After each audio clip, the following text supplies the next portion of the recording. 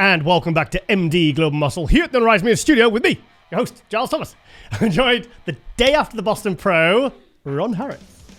2 days after. Daylight savings time. It's okay. Yeah, but I got my old Jose shirt on. This is like 12, 13 years old, this shirt. And yeah, Jose was my partner in crime for coverage. He did a bang-up job. He did. Where would you like to begin, Giles? What a week. What a show. Well, I'm just so happy that the show went ahead. And it's like, because was it, I know it was last year, it was cancelled because they postponed it, but was it actually, I'm sure it was 2020 that they were going to put the show on. Am I completely off here? No, you're correct. There was 2 years in a row that we were looking forward to this and it didn't go off because of COVID. Yeah. So did they get, obviously I'm happy to see they got more than 2 competitors in the last Boston Pro. Yeah, they got I'm actually glad it was a manageable amount. It was certainly more per division than the Arnold in a lot of cases, but it wasn't overwhelming like Tim Gardner shows. Tim's a great promoter and he gets so many competitors to go to his events like Tampa. It's hard to cover those shows and it's hard for the judges when they have to go through sometimes 30, 40 people in a division, which I have seen. But good quality. A lot of the people from the Arnold Classic continued on a week. Came out to Boston and did the show. Yeah. So wasn't it finished by like 9 p.m. or something? Yeah. It was over by maybe 9:15. It started right on time at 6.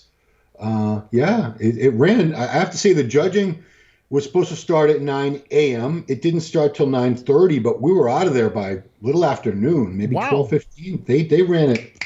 They were very efficient. Yeah. Steve Weinberger brought in his team to handle the expediting, the judging, and all that, and they kept things moving, cranking right through.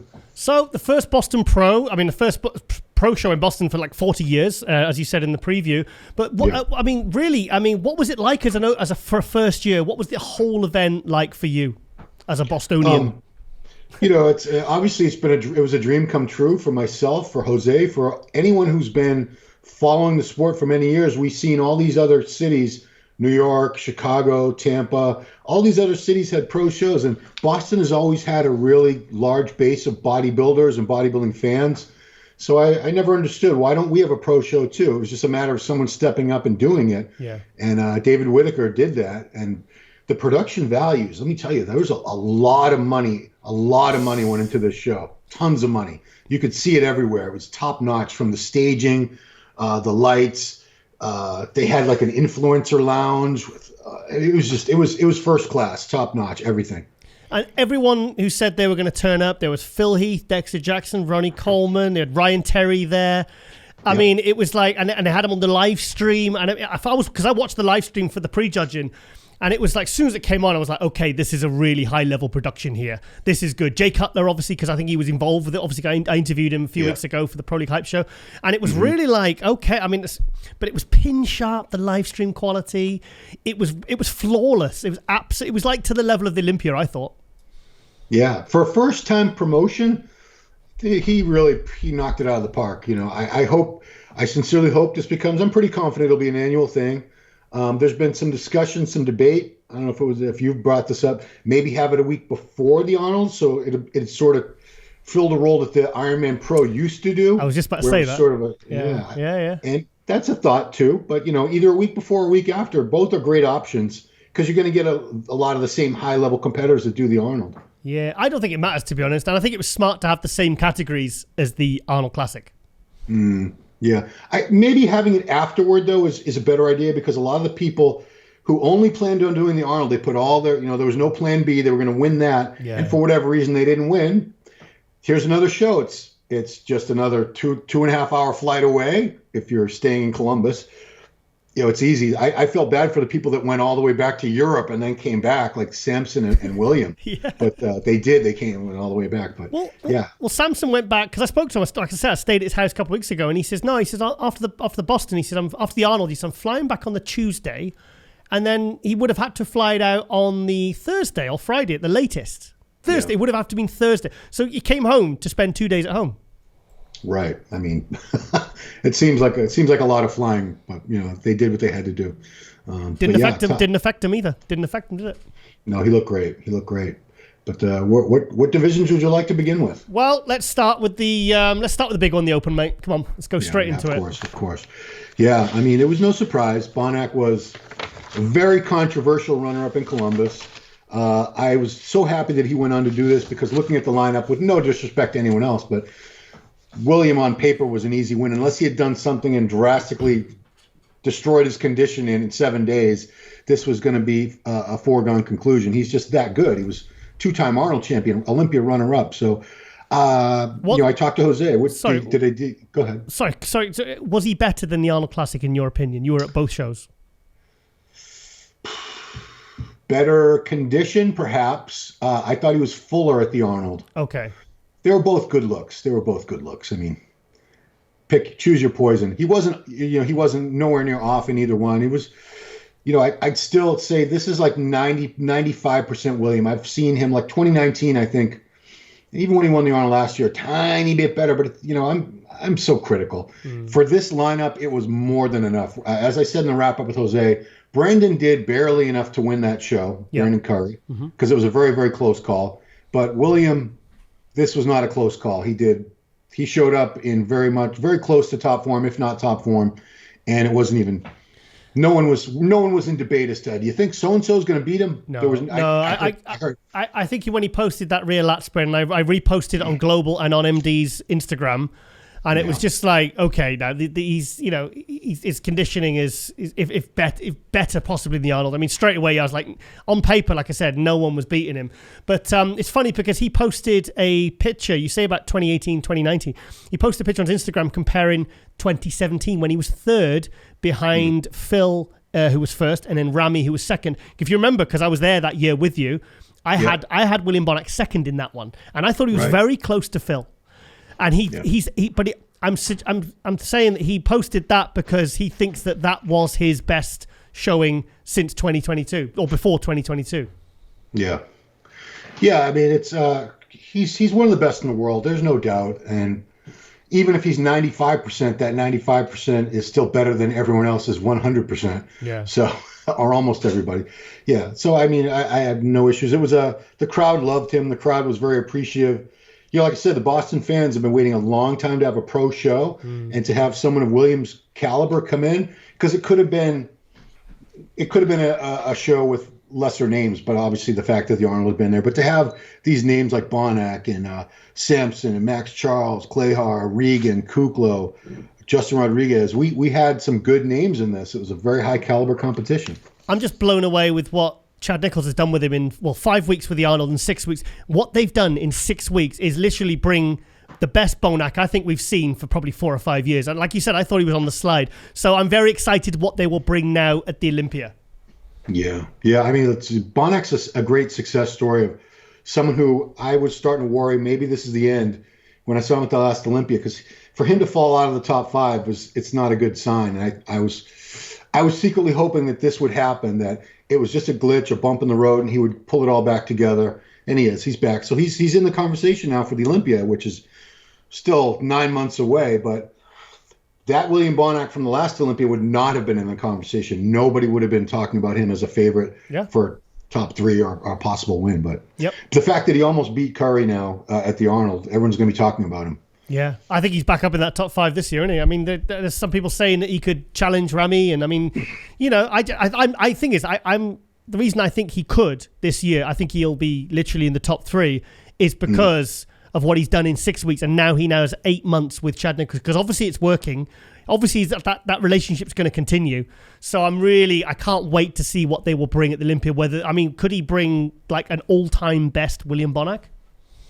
He could. I mean, it'd be a much more exciting Olympia if we see a best ever Brandon Bonak. I want everyone to be at their best, and now he's on track to do that. Oh, that's one more spectacular competitor. Bonak versus Hadi. Because Hadi annihilated him last year, and the year before it was quite clear that Hadi was pulling ahead of Bonak, and Bonak was starting to slip in the last 2 Olympias. But now it's going to be more. I can't say who would beat who. Yeah, they're both fantastic. Similar in stature, both just jam-packed with so much dense muscle. Yeah, that's going to be bad. Like you say, you always look at these competitions within the competition. Yeah. And that's certainly one to anticipate. Throw a 225-pound Flex Lewis in there as well, and then you've got a really, like you said, you've got an Olympia with an Olympia then. Yeah. It's going to a lot of storylines, as people like to use that term now. Battle of the X212s. Yeah, 212, the Battle of the X212s. Yeah. All three were, because Bonak, 2012, he started. I was there at the British Grand Prix Prague. He was a 212 then, and then obviously he moved up to the Open, and he had a bit of he had a bit of slow start and slowly, gradually worked his way up, and 13th, 8th, 5th, 3rd, 2nd, it's it's just been a continual rise, so, and at 39, I think, because I was like you, I thought he was starting to slide. So I was very happy to see this. I was very excited to see what he's brought. Yeah, and moving on, speaking of someone who moved up, Justin Rodriguez, he managed to move up from 5th at the Arnold, where he had been beaten by both Steve Kuclo and Samson Dauda, to 2nd place here. Yeah. And, man, he pulled it off. I at the judging, I was very much torn, especially because of the way the call-outs were going, whether he would be 2nd or 3rd. I didn't know if Kuclo was going to beat him or vice versa. Close. And I believe Jose and I both were kind of giving Kuclo the edge after Friday night. But Saturday, he just came back even better. He was just full to bursting, shredded, just bursting with confidence and energy. Steve's fantastic in his own right. Don't get me wrong, but I really had no problem with it. I'm sure Steve. You just interviewed Steve, so I don't know how Steve feels about it. But I'm just glad that Justin's managed to sort his peaking out for the finals, because at the Arnold Classic last year and this year, he comes out strong at the pre-judging, and then he's basically it falls apart for him in the finals, and he loses probably two placings. If you really analyze the last two Arnold Classics in September and now this one, So I was really happy to see that he held his peak for the Nitro, because normally I think I don't know what happens, but he ends up with a bit of stomach bloat and he looks a bit flatter and he doesn't look as good. So I was really happy when I saw the finals pitches, and I was like, okay, he's not just held it, he's actually improved on it. Yeah, and this gives him a little more clout going into the Olympia as well. He might even do a few more shows. I haven't spoken to him or anything, but he's becoming an A-lister, where I wouldn't have said that before. He's definitely on the rise, kind of like On the Rise Media. But good for him, man. Good for him. Do you think he'll do the Arnold Brazil or Indy? I think he'll do Arnold Brazil's only 3 weeks away, I believe. Yeah, a few weeks. 3. Yeah, hang on. Yeah, probably 3 or 4 weeks away. Yeah. Yeah, so that's a lot sooner. I'd be inclined to think he'll do that. As far as the Indy's not till May. Indy and New York Pro are both in May, a week apart. So I don't know how he feels about peaking, holding his condition and competing throughout the year, but he's not qualified for the Olympia yet, so he still needs to pick up. Yeah. He still needs to pick up a qualification somewhere along the line. Also, I spoke to Steve, and I didn't realize that he's actually got points from the Arnold Classic last year for this year's Olympia. Really? So he's already got points from 2 Arnold Classics now. Oh, that's right. Yeah. Because they cut off points to earn points for the for the Olympia at, I think, a month out from the Olympia. Yep. So I didn't realize the Arnold counted toward the 2022 Olympia. Interesting. It was just the winner. Just the winner qualified for last year's Olympia, and everybody else got points for the following year. So Steve's got, I just, like I said, I literally just spoke to him, and he's up in the high teens. So he's kind of like, okay, well, I'm moving house, and I'm in no hurry now because I've got a decent amount of points. I should be in the Olympia. Maybe I'll do a later show, later in the season, stuff like that.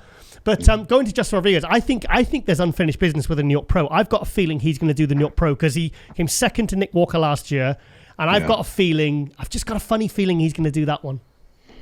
Yeah, the people from New York and New Jersey have a real sense of pride about that show. That's their home turf. And I've heard a few of them say, like John De La Rosa, say that's our Olympia. It's a very, very prestigious title to have if you're a Northeast-based bodybuilder. So, second place to Nick Walker, I'm sure that stung. I'm sure he wanted to get that. So, yeah, I wouldn't be overly shocked if he shows up at the New York Pro, which I believe will be in New York this year, not Tampa, Florida. Now we're at the Twilight Zone. Yeah. Hallelujah. No mask. That was something that was special. But no mask in Boston anymore, which we were one of the last cities to have a mask mandate. Oh, really? Yeah. One of the last ones to lift the mask mandate, I should say. Yeah. And I believe what's that? Airports and airplanes are going to lift it in the U.S. Oh, really? In another month. See, this is a totally different world because we did away with masks weeks ago. Really? I still see people wearing them in the supermarkets, but out and about. But I mean, we're done with that now. So about 6 weeks ago now. All right, enough COVID crap. So Kuclo, yeah, Kuclo, very impressive. You know, we've said what can we say that we haven't said about Steve? Huge guy, beautiful structure, so much muscle, granite hard condition.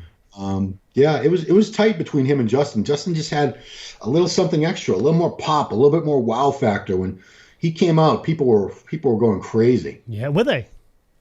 Yeah, they say New York loves the freaks. Boston's not too different. Yeah, we're not that far. It's only a 3-hour drive.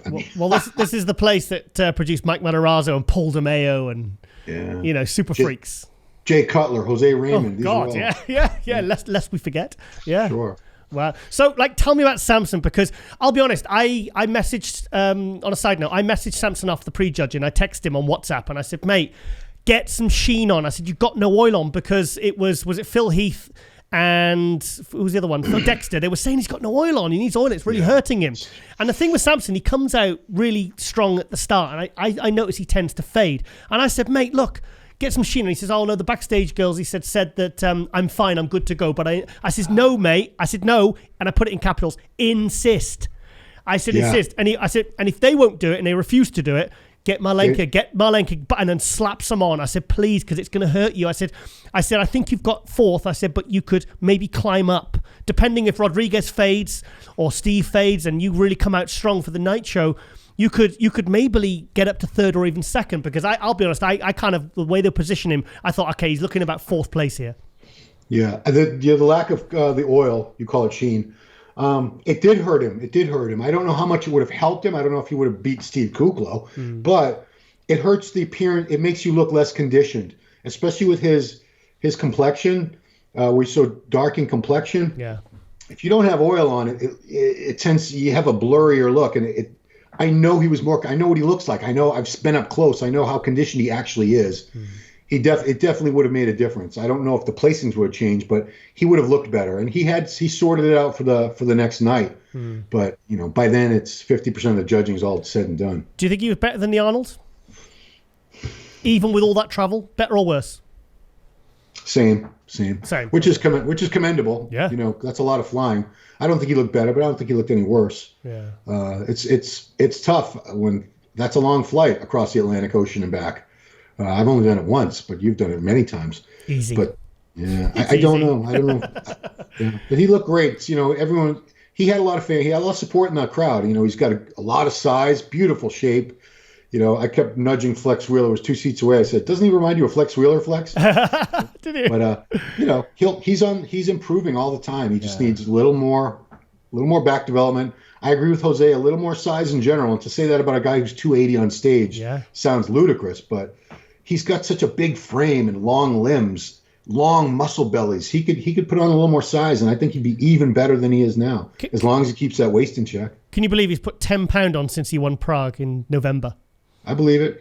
He looked every bit of it. It's crazy. I mean, like I said, I went to stay at his house, and I mean, his legs were bigger, his arms were bigger, his upper chest looked fuller. But like I said, he's got. I haven't spoke to him since the show, but I'm assuming that he will just shut it down now and get ready for the Olympics, because he is already qualified by winning Prague. That's right. So that being said, I mean, imagine if he could do that again from with Milos. Imagine if he could put another 10 pound on. I'm not saying it's just all about body weight, but imagine if he could do the kind of improvements he's done in the last 3-4 months again with these 8 months he's got until Olympia.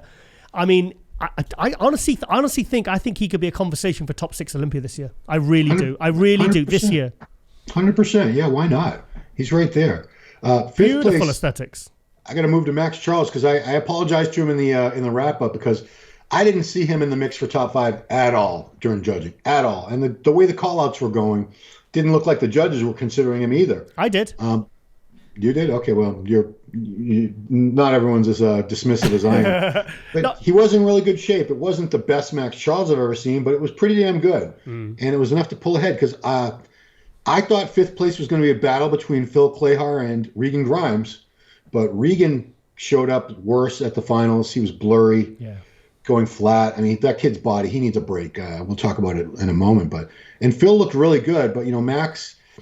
I think sometimes what happens is you see somebody so many times I've seen Max compete as a pro probably 25, 30 times, I'm guessing. At least. And it's like, if he's not at his best, this sounds horrible because you should be judged by how you look on that day. But I am mentally, subconsciously, maybe just comparing him to the best I've seen. But he still looked very good. He still had all kinds of crazy detail across the chest, tight midsection. His legs are a lot better than they were a few years ago. I give him credit. That's true. He's very true. He's not a young man. He's got to be in his mid-40s by now or close to it. That is young, Ron. Okay. For a bodybuilder. Well, they say your legs start to go after 40. For a man in his 40s to be improving his legs, yeah, it's a rare case. So, props to him. Isn't it a curse? It's a gift and a curse when you have an all-time best showing like he did at the 2020 Arnold Classic. Like that for me, I think it's the same with you. It's burned into my mind now.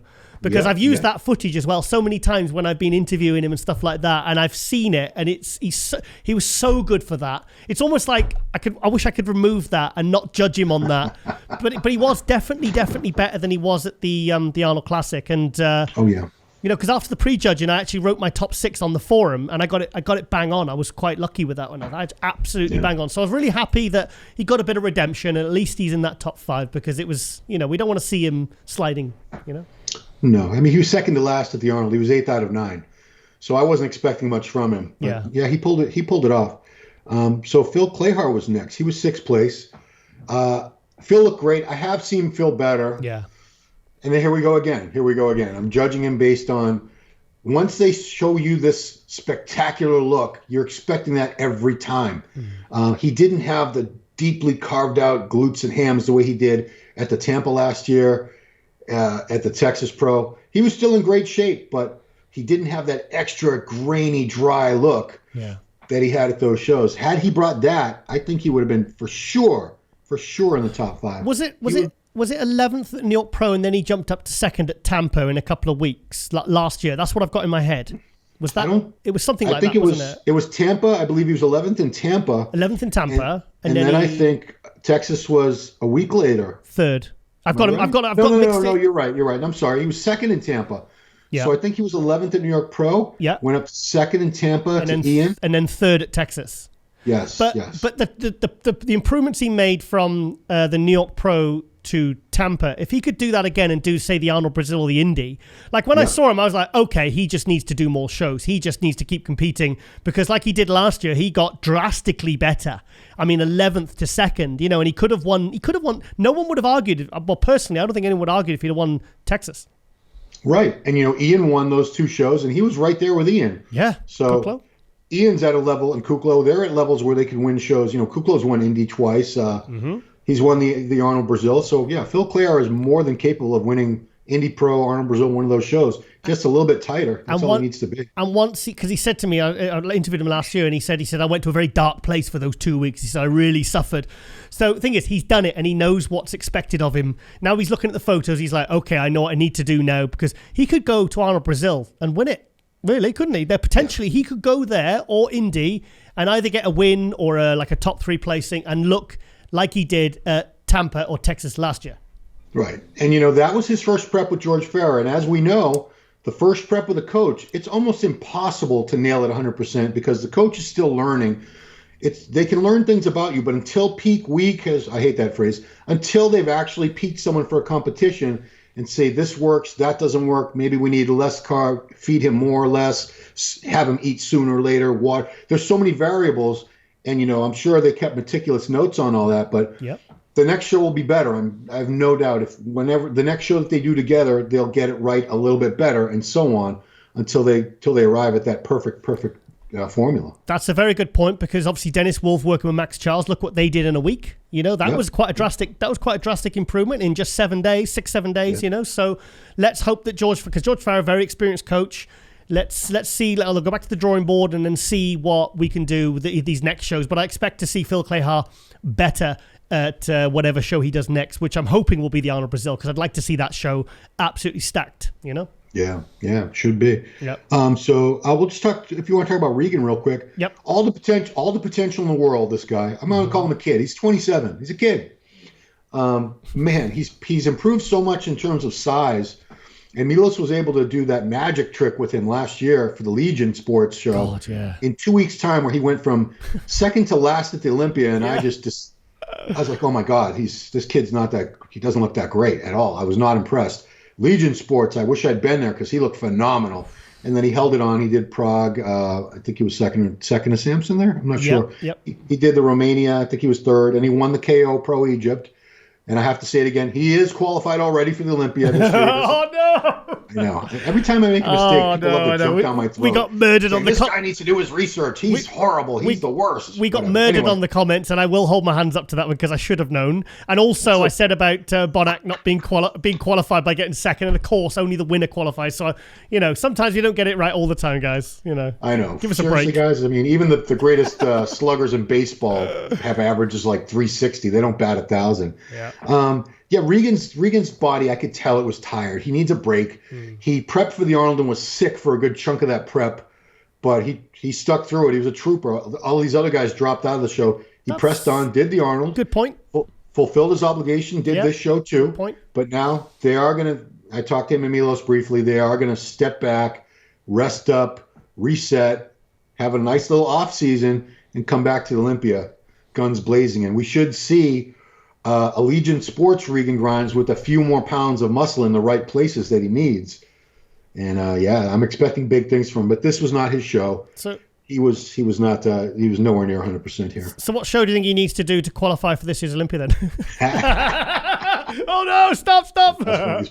Sorry. Yeah. So I apologize, you Regan fans. I'm so sorry. Yeah.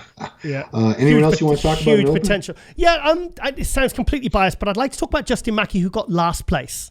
Because for me, aside from Samson, I think potential-wise and shape-wise, I think he's got one of from the front anyway, in all his front shots, his shape really stood out to me, and he's made big improvements size-wise. Yes, he didn't do very well in this show, but I tell you what, once him and Nick Walker figure it out and they get a really good formula, like when he gets more development and condition and quality from the back and tidies up those side shots, I think he's got real potential, mate. Oh, absolutely. Jose was raving about him. Justin has a beautiful physique, incredible shape, front good shots. Amount of size. Wow. Condition is the easiest fix. If someone's got a weak back or legs, they might never get a good back or good legs. I've seen people struggle for years and they just never do it. Conditioning is something that you can remedy. We've seen it happen in a week or two. Austin Carr? Certainly. Austin Carr, we've seen it happen many times. Phil Clayha? But yeah. Last place, if you just looked at the score sheet, you go, that guy must suck. He got last place. No, he doesn't suck, but he needs much better condition. I think, you had spoken with him, you had interviewed him on Global Muscle and said, this is Global Muscle we're on. Wiki. he added new tissue. He was bigger. Yeah. And a lot of times that's a new physique. It's harder to dial in new muscle because you've never been that big before.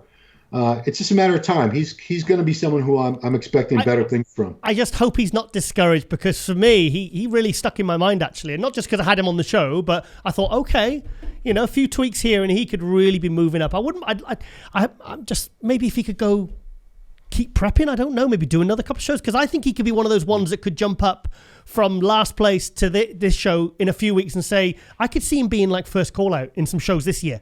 Oh, absolutely. Yeah, I mean, we keep talking about the same three shows, but Arnold Brazil is coming up soon. In May, we have Indy, we have New York Pro. If I were Justin, and why he's already been prepping, just keep pressing on. Yeah. Do one of those shows. Come in really sharp and make people realize how good you are. Yeah. Can we quickly touch upon the winners, just the winners of the other categories? Of course. Well, we got to start with Urs Kalachinsky, the Miracle Bear. Yeah. Urs looked phenomenal. It was a sweep. It was a clean sweep for him.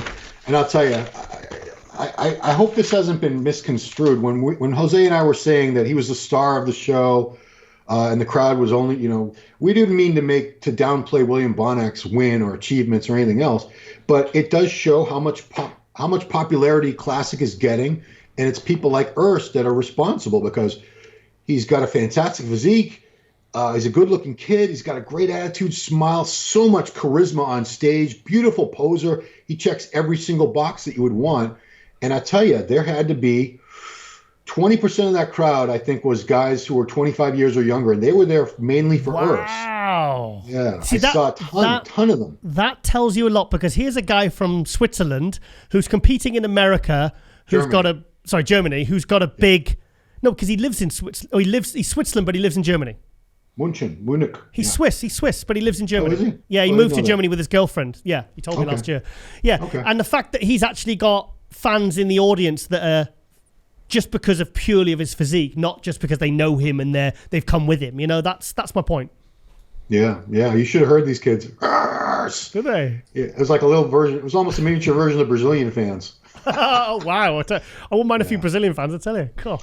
Yeah, so that was a very well-deserved win. Fitness, Missy Truscott. Oh. You know, I was glad to see that. She lost the Arnold to Ariel Kadir. It was a close call. But Missy's one of the best. She's an Olympia champ. She's an Arnold champ. She's one of the very best fitness competitors of this generation. Yep. So I was very happy to see her pull off a win here. Who else we got? Lola. Wellness. Oh, that was... Urishna. Wellness was Urishna Ayala Otero. Apparently, she's going by all the names now. Ron, do you remember I said last week on the Arnold pre, and I said if you're, because Urishna was 5th at the Arnold Classic, which I think maybe you expected her to be like a front runner, and I said if she has a really horrible week of real suffering and really kind of dropping down for next week, I said I think she could be the one to move up, and she lost what she lost. I heard she lost 7 pounds in 1 week. If that's the case, man, it paid off and then some. Incredible. Yeah, she looked fantastic. I didn't know whether they were going to go with her or Angela Borges. Angela looks fantastic too, but Urishna's got something. She's just a beautiful, beautiful woman, and she's perfect physique. So congratulations to her. And who else we have? We had Open Men Classic. We just went over men's physique. Same guy that won the Arnold. Yeah. Aaron Banks. Tall, wide shoulders. He's a poster boy. He's everything you want to see in a men's physique competitor. A lot of new faces coming to the men's physique. There's a lot of the new names. There's a lot. It's all new names that I'm spotting. Yeah, and that was the largest division in terms of competitors too at this show, was men's physique, which it often is. It's usually men's physique and bikini have the largest lineups. Yeah. Who else? We have figure. Yeah, figure was Lola Montes.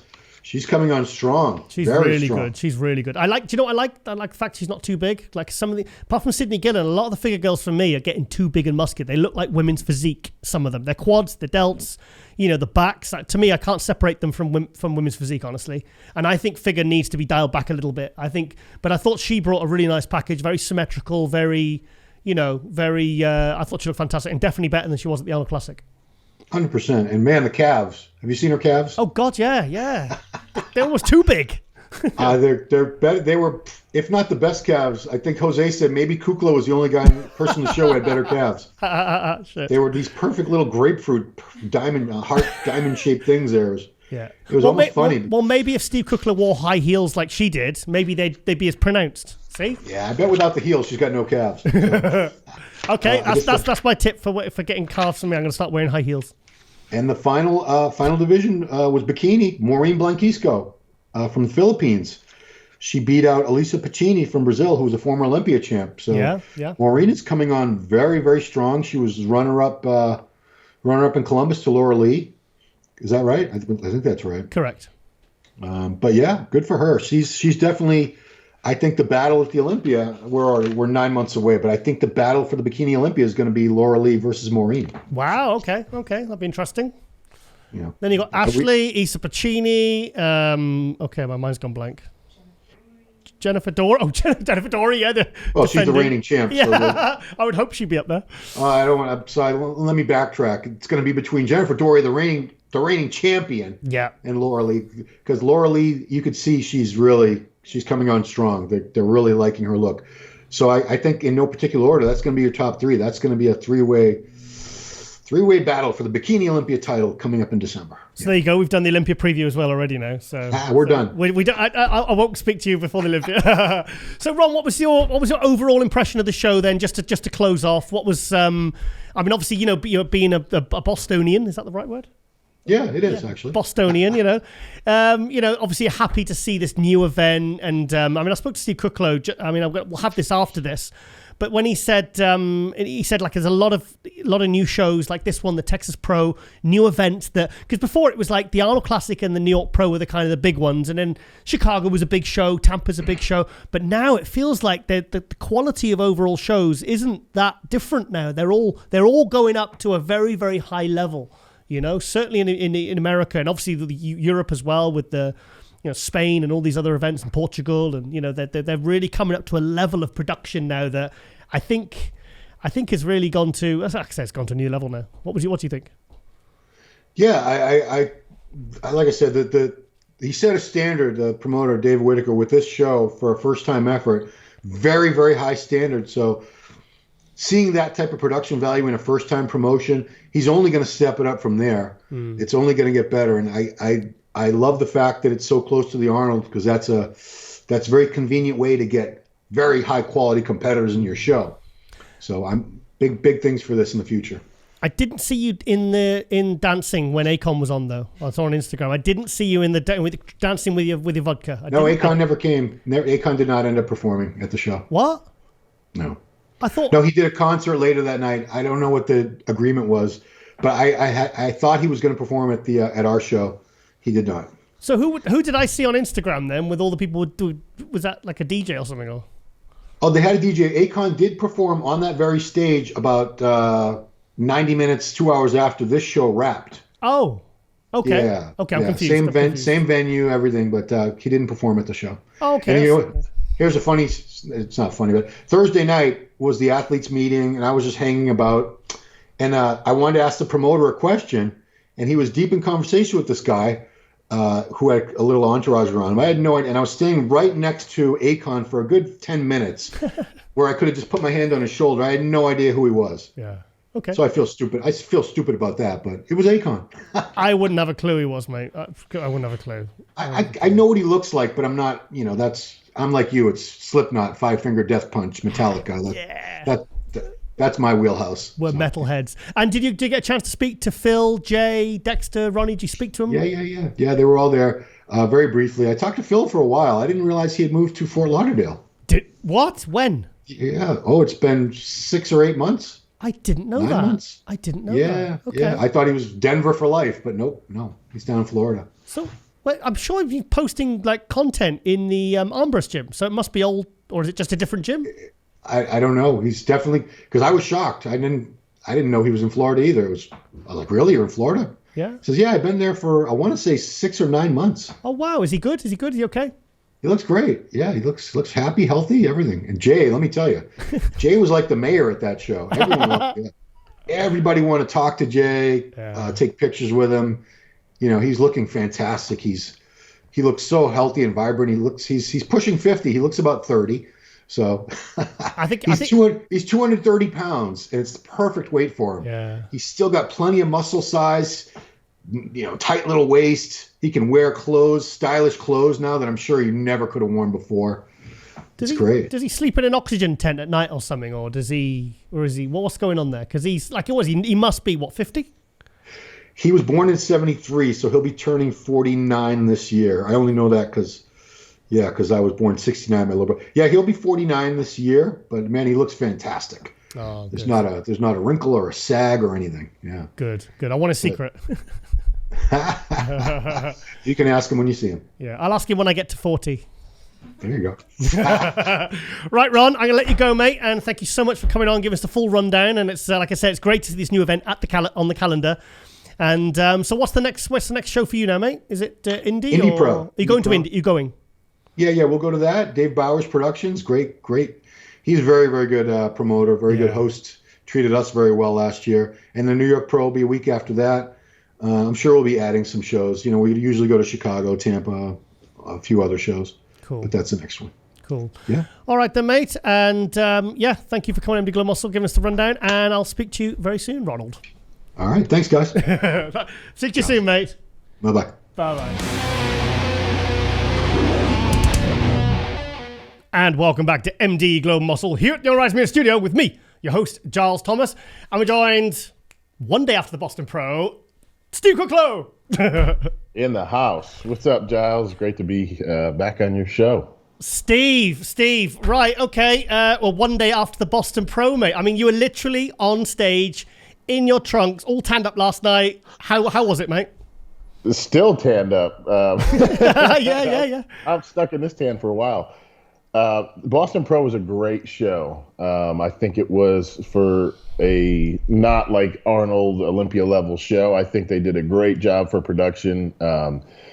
I know the promoter Dave and then Steve Weinberger both really they made it special for the athletes. It was a pure pro show. There's no amateurs there, and it was a sold out show. It was cool to see the fans there, the people that that it pretty much was the Arnold minus Brandon Curry. So yeah. It was a hell of a show.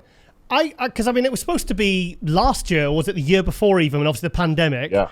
And then we're not, because I interviewed Jay Cutler for the Pro League Hype Show, and he was kind of saying, we're going to do this, we're going to do that. And I was thinking, are they going to be able to pull all this off for the first year?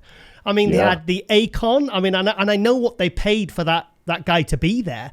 And I was just thinking, they are committing to a lot here. But so for you, I mean, everyone showed up, Phil Heath and Dexter and Ronnie and everything. For you, was it everything they said it was going to be? It really was. They went over and above. I mean, they gave us beautiful gift bags. They treated us first class, which it's nice as a pro athlete to experience, that, and that the promoters and of putting on the shows. The shows to me have really taken a step up over the last few years. The promoters are catering to the athletes, and they're making it special for us, and for the sacrifice and time that we put in it, it makes it worth it. Yeah, the Texas Pro last year, you did that one. I mean, that was another new event to the calendar that was absolutely spectacular, wasn't it? It really was, especially being in my backyard. Texas show, that was special. It was weekend of my birthday. A lot of great things happened that weekend. So that's a show that I would love to win at some point. I don't know if I'll do it this year just because it's in the middle of the year between the Arnold and Olympia, so it's kind of a long year if I decide to do that. But we'll see. We'll see what happens, with kind of the points and different things like that. Right. Now, so, leading up to the Arnold Classic, I saw the post of you doing the curls, and it said, I've been off for a few days. What was that? Was that COVID, or what happened? No, I end up... I got in the last, pretty much this whole prep, I hit about every illness possible. Like right at the beginning in December, I got the flu, which was terrible. I dropped like 10 pounds because of that. And then probably a week later, I ended up getting COVID, but it wasn't bad because I had it before. So I had antibodies, but it's still like you're sick. And then literally about a week and a half out from the Arnold, I came down with strep throat, and I could barely talk, barely like swallow water or food. And it was rough, but I got through it. I took a couple days off. That was, as an athlete and somebody that just wants to keep pushing forward, and like, I'm not stopping. I definitely taken the rest. That was Michelle's request that I rest. And it really was the right call because I felt that couple days really let my body kind of heal up, and I was able to finish the prep hard versus like, man, I'm just struggling to knock this, cold off. First of all, you could sneeze and lose 10 pounds. Exactly. Like when he said like 10 pounds, I was thinking, yeah, but you could miss a meal and probably lose 10 pounds. You're a big guy, It's pretty accurate. That's pretty accurate, yeah. So, struck throat, I've never heard of that. It's I think a lot kids get it a lot more, but it's just like the back of your throat is super raw, and it's there was nothing that helped it. I was taking Tylenol, I was trying all the different throat coat things, and nothing was working. But I just kind of had to fight through it for 2-3 days, and it ended up. We got through it, and I wasn't going to make it an excuse that it was going to change the way I looked or an outcome. And I knew we still were focused on what we had to do. I'll be honest, when I saw that post, I panicked, and I thought, is he posting an old video here? No, everything I post is, I don't do, and I'll say like, hey, this is from a year ago at the Arnold prep or Olympia prep or something, but what I post is pretty true. I'm not hey, here's me 10 weeks out, and it looks like I'm a week out of a show because it wasn't built, like a lot of guys put do. Put the filter on. Yeah. Right. So now there was a lot of talk around your new look. Yeah. And I've heard what I was told was that you were 10 pounds lighter than you were for, say, the Arnold Classic last September. A lot of people really like this look. Was this deliberate? And what was the reason behind wanting to come in a little bit lighter? Yeah, I think the one thing that everybody I would always hear was, I wasn't dry enough, or I needed to have more separation through the muscle, and you kind of get tired of hearing that because I know the condition I'm in leading into the show. I know I'm where I need to be. It's not like I'm off and I'm, just trying to bring it in the last second. Like I know 2 weeks out, I'm pretty much just polishing things, and I never really miss my mark. So to me, it was like, and I played the fullness size game the last couple of years. Going against Nick last year at the Arnold, I knew it was going to be a mass game, and so I mean, it was a different look. It wasn't as separated, and I felt like, what, this year I'm going to bring in that dry condition and separated look, and because I know I have the size, even if I'm 10 pounds lighter, it's not that I'm going to look like I've never trained or I'm look like a classic physique guy. Like I know that's not the case. Yeah, still the biggest thing up so there. For me, it was really just bringing in like I wanted to be one of the most conditioned guys in the show, and I think I accomplished that, and I wanted it to, because I bodybuilding is definitely always leaned toward condition look over a size necessarily. So, I wanted to bring an undeniable package that there, people could say like, damn, Steve's on, he's just the sharpest we've seen him. And I think that guy accomplished that. And to me, that's a win, in my book. So you plan to come in 10 pounds lighter to come in more conditioned and separated? Not even so much 10 pounds. It was, I think that's just kind of the way the cookie crumbled at the end of the day. It was about 8 to 10, like prejudging at Arnold was about 8 pounds lighter, and then finals I was about 10 pounds lighter because I dropped a little more water between prejudging and finals at the Arnold. So I was about 275 on stage, and I was 285 plus last year. Yeah. So how do you think it improved your physique? Because a lot of people, because I'll be honest, I can't make a judgment because I've not compared, say, your prejudging pictures from the Arnold last year, because I love that look when you were next to Nick, in the final two. Yeah. It was a gnarly look. It was awesome. And then because you love bodybuilding and you just love the freakiness. But I liked it, and I want to compare it to properly with the photos from the Arnold and Boston to really see. But the consensus was that I've seen on the forums, and you said, didn't you, Lauren, last week, because we did it on the Hot News.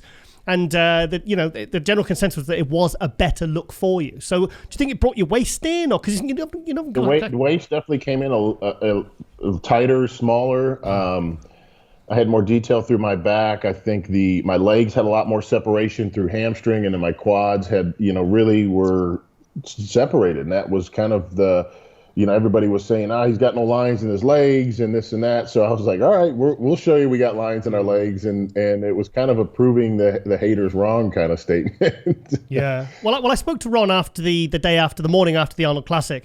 And I said to him in you did the hotel room interview. And I said, was this the best Steve Kuclo we've ever seen? And he said yes. Yeah. Yeah, it wasn't like I was outsized. I mean, big bodies on there. Brandon's has some really big body parts. Justin's a big guy. Samson's a big guy. So I knew structurally I'm big no matter what. So that carries me, but I was able to keep the, right muscle where I needed to have it and keep bring the waist in, separate the legs. And I think that was the look that I wanted to bring, and that's what everybody noticed, and that's really what got rewarded. Yeah. Also, I also want to ask, were you happy with the Arnold Classic being back in March? Does that work better for you? Last year doing it September, and then this year having it back in March. I mean, traditionally it is always March, so it kind of kicks off the year, and it's like, let's start, here it is. 2022 is here for the bodybuilding community. Let's go. But I wish they were a little bit closer together, because if you want to do that show and then say like Olympia, it makes for a long year. Like this year, having it in March and Olympia in December, you're like, man, that's a long ass time. But it gives me some time to shut it down and then reset. Yeah, because at first I was like, okay, 9 months apart, that's crazy. But in some ways, like I spoke to Samson and he said, no, that's good. He said, because he's already qualified for the Olympia, so he's like, oh, now I can go into like almost like a proper off season now, you know? Yeah. But for people like yourself who've yet to qualify, is that a detriment? Do you think? Yeah, it is. But I think, if I want to go in on. I believe I'll have enough points at this point to go just based on because they rewarded points for last year's Arnold for this Olympia for 2022. Oh, of course, yeah. So they took those points. They took points obviously from this Arnold and then in Boston, and it probably puts me well on top of the qualifying list on the points. So obviously I'd want to go in on a win, but we'll have to just see how life. I got a lot of things coming up. Moving into a new house, and it's like have to get like life in order before instead of just focusing on competing all the time. That's how I've been able to do it so long. I didn't even think about the points because I remember the Arnold Classic last year. It was supposed to be the winner qualified for that year's limit, and everyone else got points for next year. So how many have you got now? Do you know? I think it's in the high teens or low 20s. It probably is. Yeah, somewhere there. Yeah, so, and usually about 15 points qualifies you. So, I think we're in a good spot for sure. Oh, because we can't. Like if we need to get into something toward the end, I'll definitely do it. Just to kind of get that for sure qualification. But right now, I think we're sitting pretty. We can't miss you at the Olympia again this year, mate. I'm sorry. I know. No, please, don't do that. Not 2 years running, mate. I know. No. I know. Oh, that'd be a nightmare. So, obviously, the probably obvious question people are saying, what are you doing next? But you've kind of already answered that. So have you given any thoughts to maybe Indy or try and get that title back, or maybe the Arnold Brazil, or? Yeah, Indy I talked to Dave. Dave Bauer's one of the greatest promoters that I know, one of the greatest guys. Yep. He said that he would love to have me back. I'd love to win that title. Three-time champ, absolutely. Twice. We'll have to we'll have to see how life plays out.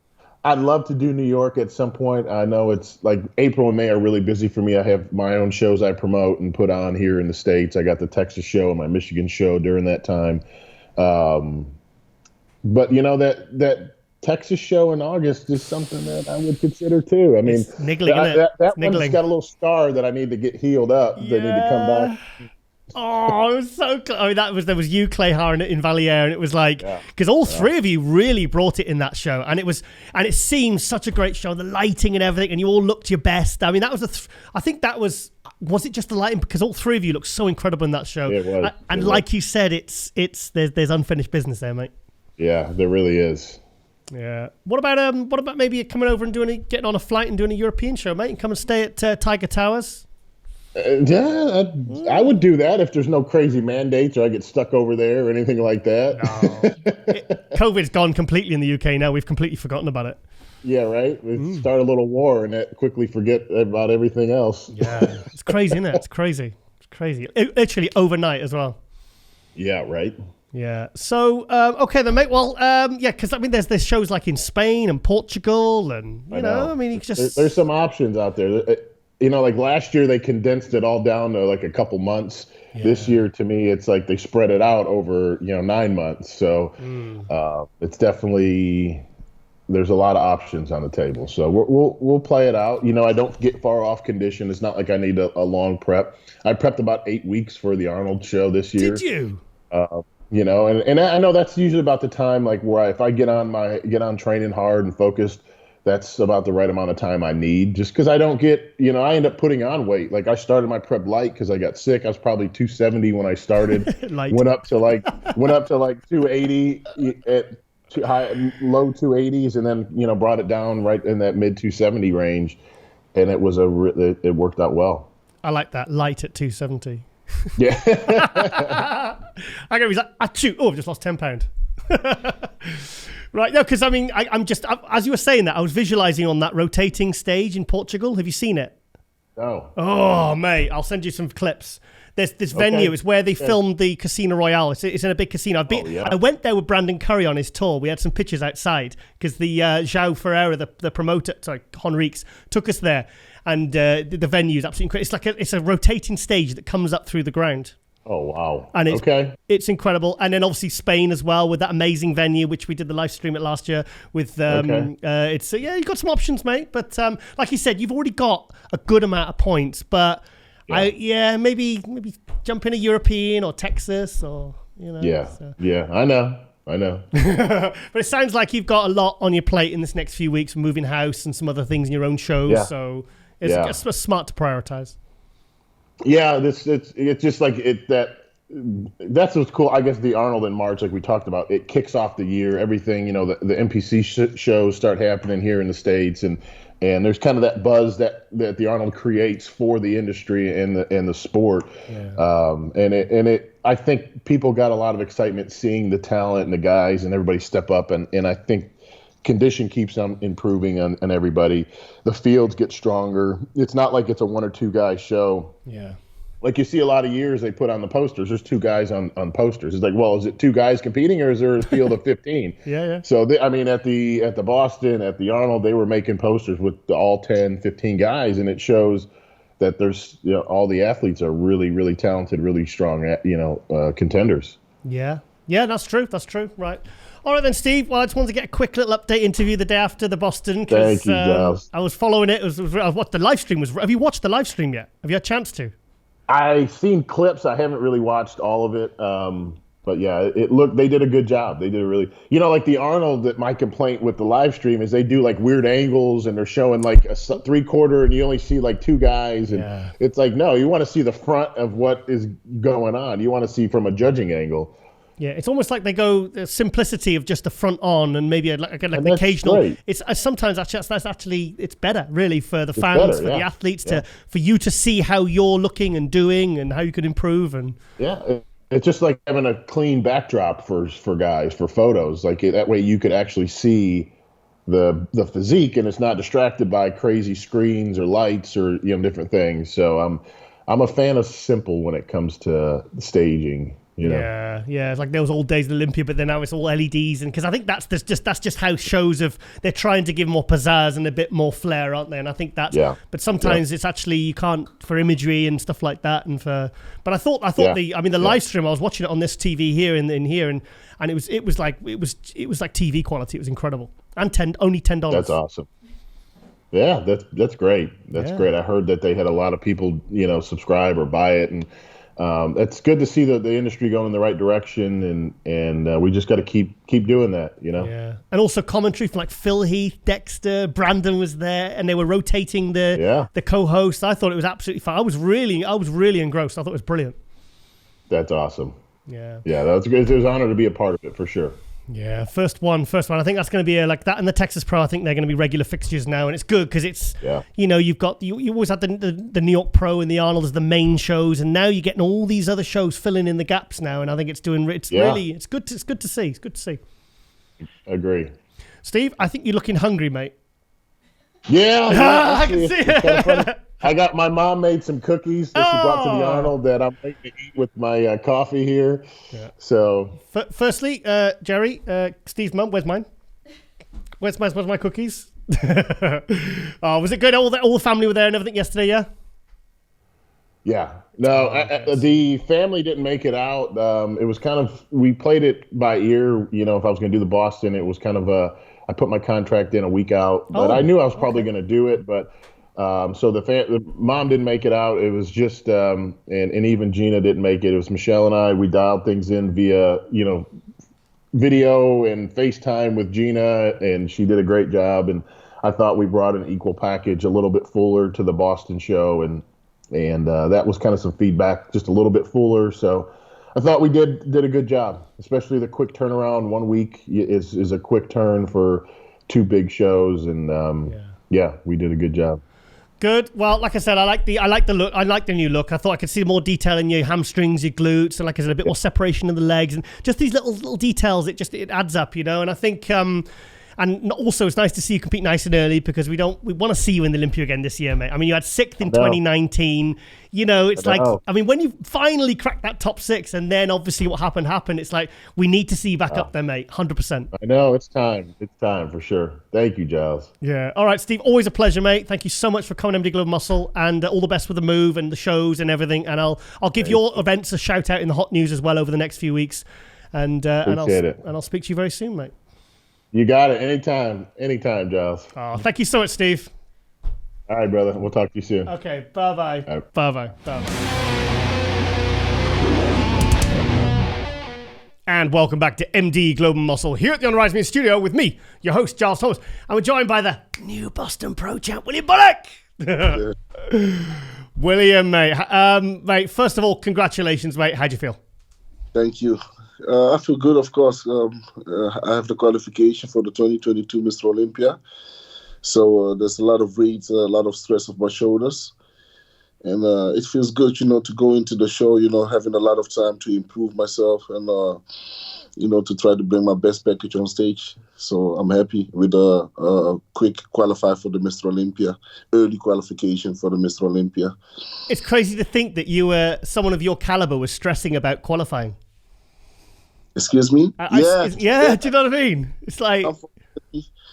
It is. It happened since, I think, 2016. I never placed out of the top 6 of the Olympia. So each year I had the opportunity, to,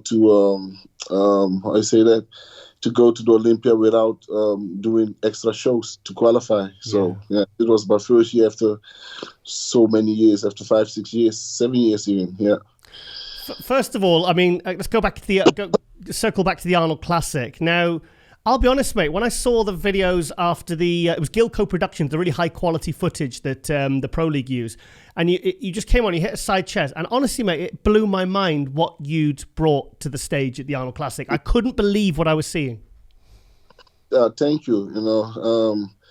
I just did my homework, started working with Chet Nichols as well as my coach, and we just clicked immediately, everything just went fine, so... and that was in such a short time, so imagine what we can produce, to going into the Olympia, having so many months, of preparation. So I'm really excited what's going to come next. So you started working with Chad 5 weeks out from the Arnold Classic. I wasn't expecting that.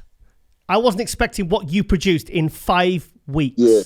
Actually, it was 6 weeks. I contacted him 6 weeks, but around 5 weeks we start to work together. So it took a week to sort everything out, and then we immediately start to work together. So it's just the man has so much knowledge. He does things a different way that I would never dream of doing it. Some things that sometimes you are on diet and your body will tell you I wish I could eat that. I wish I could eat that. So most of the things that I wish all the time that I could eat, he made me eat. Did he? Yeah, without me even asking it, he made me eat, So, and it worked out well. So, Well, if you ever need to ask anyone whether he's good, it's just ask Ronnie Coleman, because what he did in 97, 98, it took the sport to another level, in 2003, Yeah. So why did you leave it so late then with Chad? Why did you leave it to 6 weeks out? Was it not in your mind? Because you've been prepping yourself for about 2 years, correct? I was getting help already by Leo and Longevity. He was helping me, back in the back scene, and he, we were talking about, coaching it and that. I was even thinking about Henny Rambert.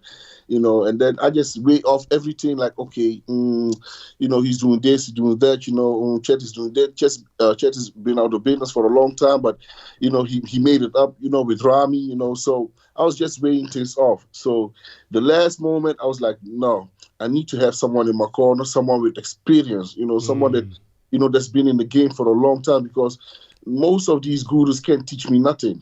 All this stuff they do is something that I already know and something that doesn't work for me, because they just, what helps for him, they will try to, adjust it on you. So, and that doesn't work for me, so, and with Chet, we didn't change that much, But throughout the 5 weeks, we started, step by step, taking things out, putting things in, so it just worked out fine. It clicked. The click was good as well. Communication was good, and the body started to react. Like some things you give me, some later tips you gave me even, and those later tips made a big difference to me as well, So I'm just so excited what we're gonna bring. The thing is though, I mean, you can't gain size at 6 weeks out. So was it a matter of just holding on to the size that you had? Because Yes, it was a matter of holding on the size that I had while getting leaner.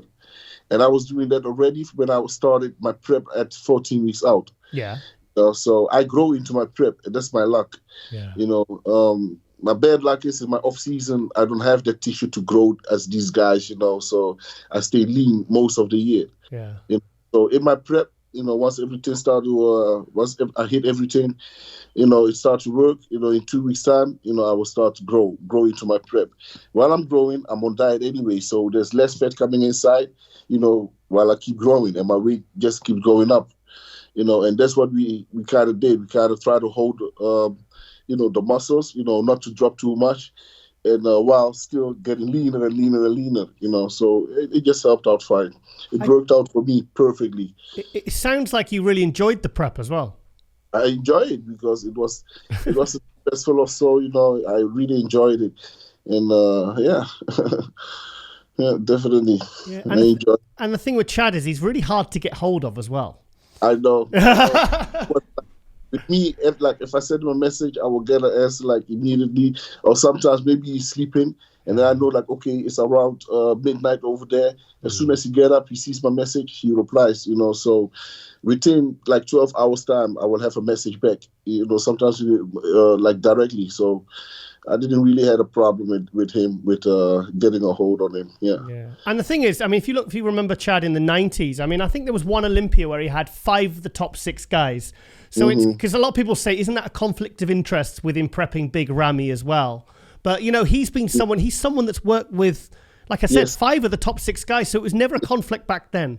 No, I don't think there will be a conflict now as well. It's just, listen, a coach can only do what you tell him and what you give him, the information you give him, so he can work on you. If you lack with that information, that's going to make you lose a show or win a show. So if both of us, Robbie does his homework, if I do my homework, I don't think that will be a problem. I think everybody will bring his best shape. And, with me, I won't say like, oh, you give Robbie too much more time, or no, I'm not that person. Just give me my program and I can go ahead. I'm not a baby. You don't have to hold my hand. Just give me my plan, and tell me what to do, and I will do it, without questioning you. The only thing I want to know maybe is like, okay, what does it do? What is this? You understand? So I can learn from it as well. Not just taking comment, but that I can learn from it as well. Yeah. It's not your first rodeo, is it, mate? Excuse me? It's not your first rodeo. No, definitely not. So, I mean, you coach people yourself, and obviously you're very knowledgeable. You've been around. I mean, you're competing as a 212 since 2012. Remember? And so, what did you take away from this relatively short prep with Chad Nichols? What did you learn that maybe you weren't fully aware of before? It's the food wise, with certain food and certain meals that he wrote down for me.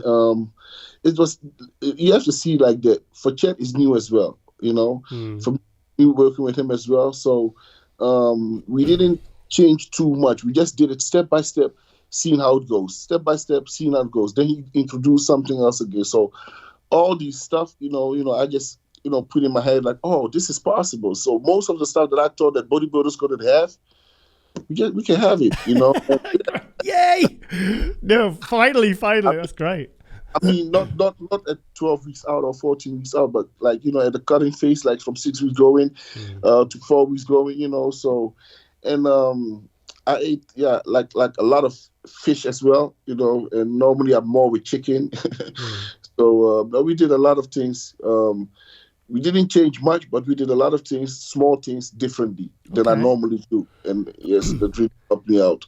And what's more impressive is the fact that, yes, you only worked together for 6 weeks, but this is your first prep together. And sometimes it takes a few preps to even learn somebody's body. Yes, and exactly. That's the same thing that Chet told me as well. He said, everything went smooth. Everything we discussed, we planned, everything just went smooth, and that my body's kind of easy, It's like most coaches don't have that much work on me, You just, check my body, tell me what to do, and the body will do it itself, So we're always on time with pictures, sending pictures, communicating. So if he sees like, hey, your shape, you holding what water or something like that, he would tell me immediately, and then we will work on it.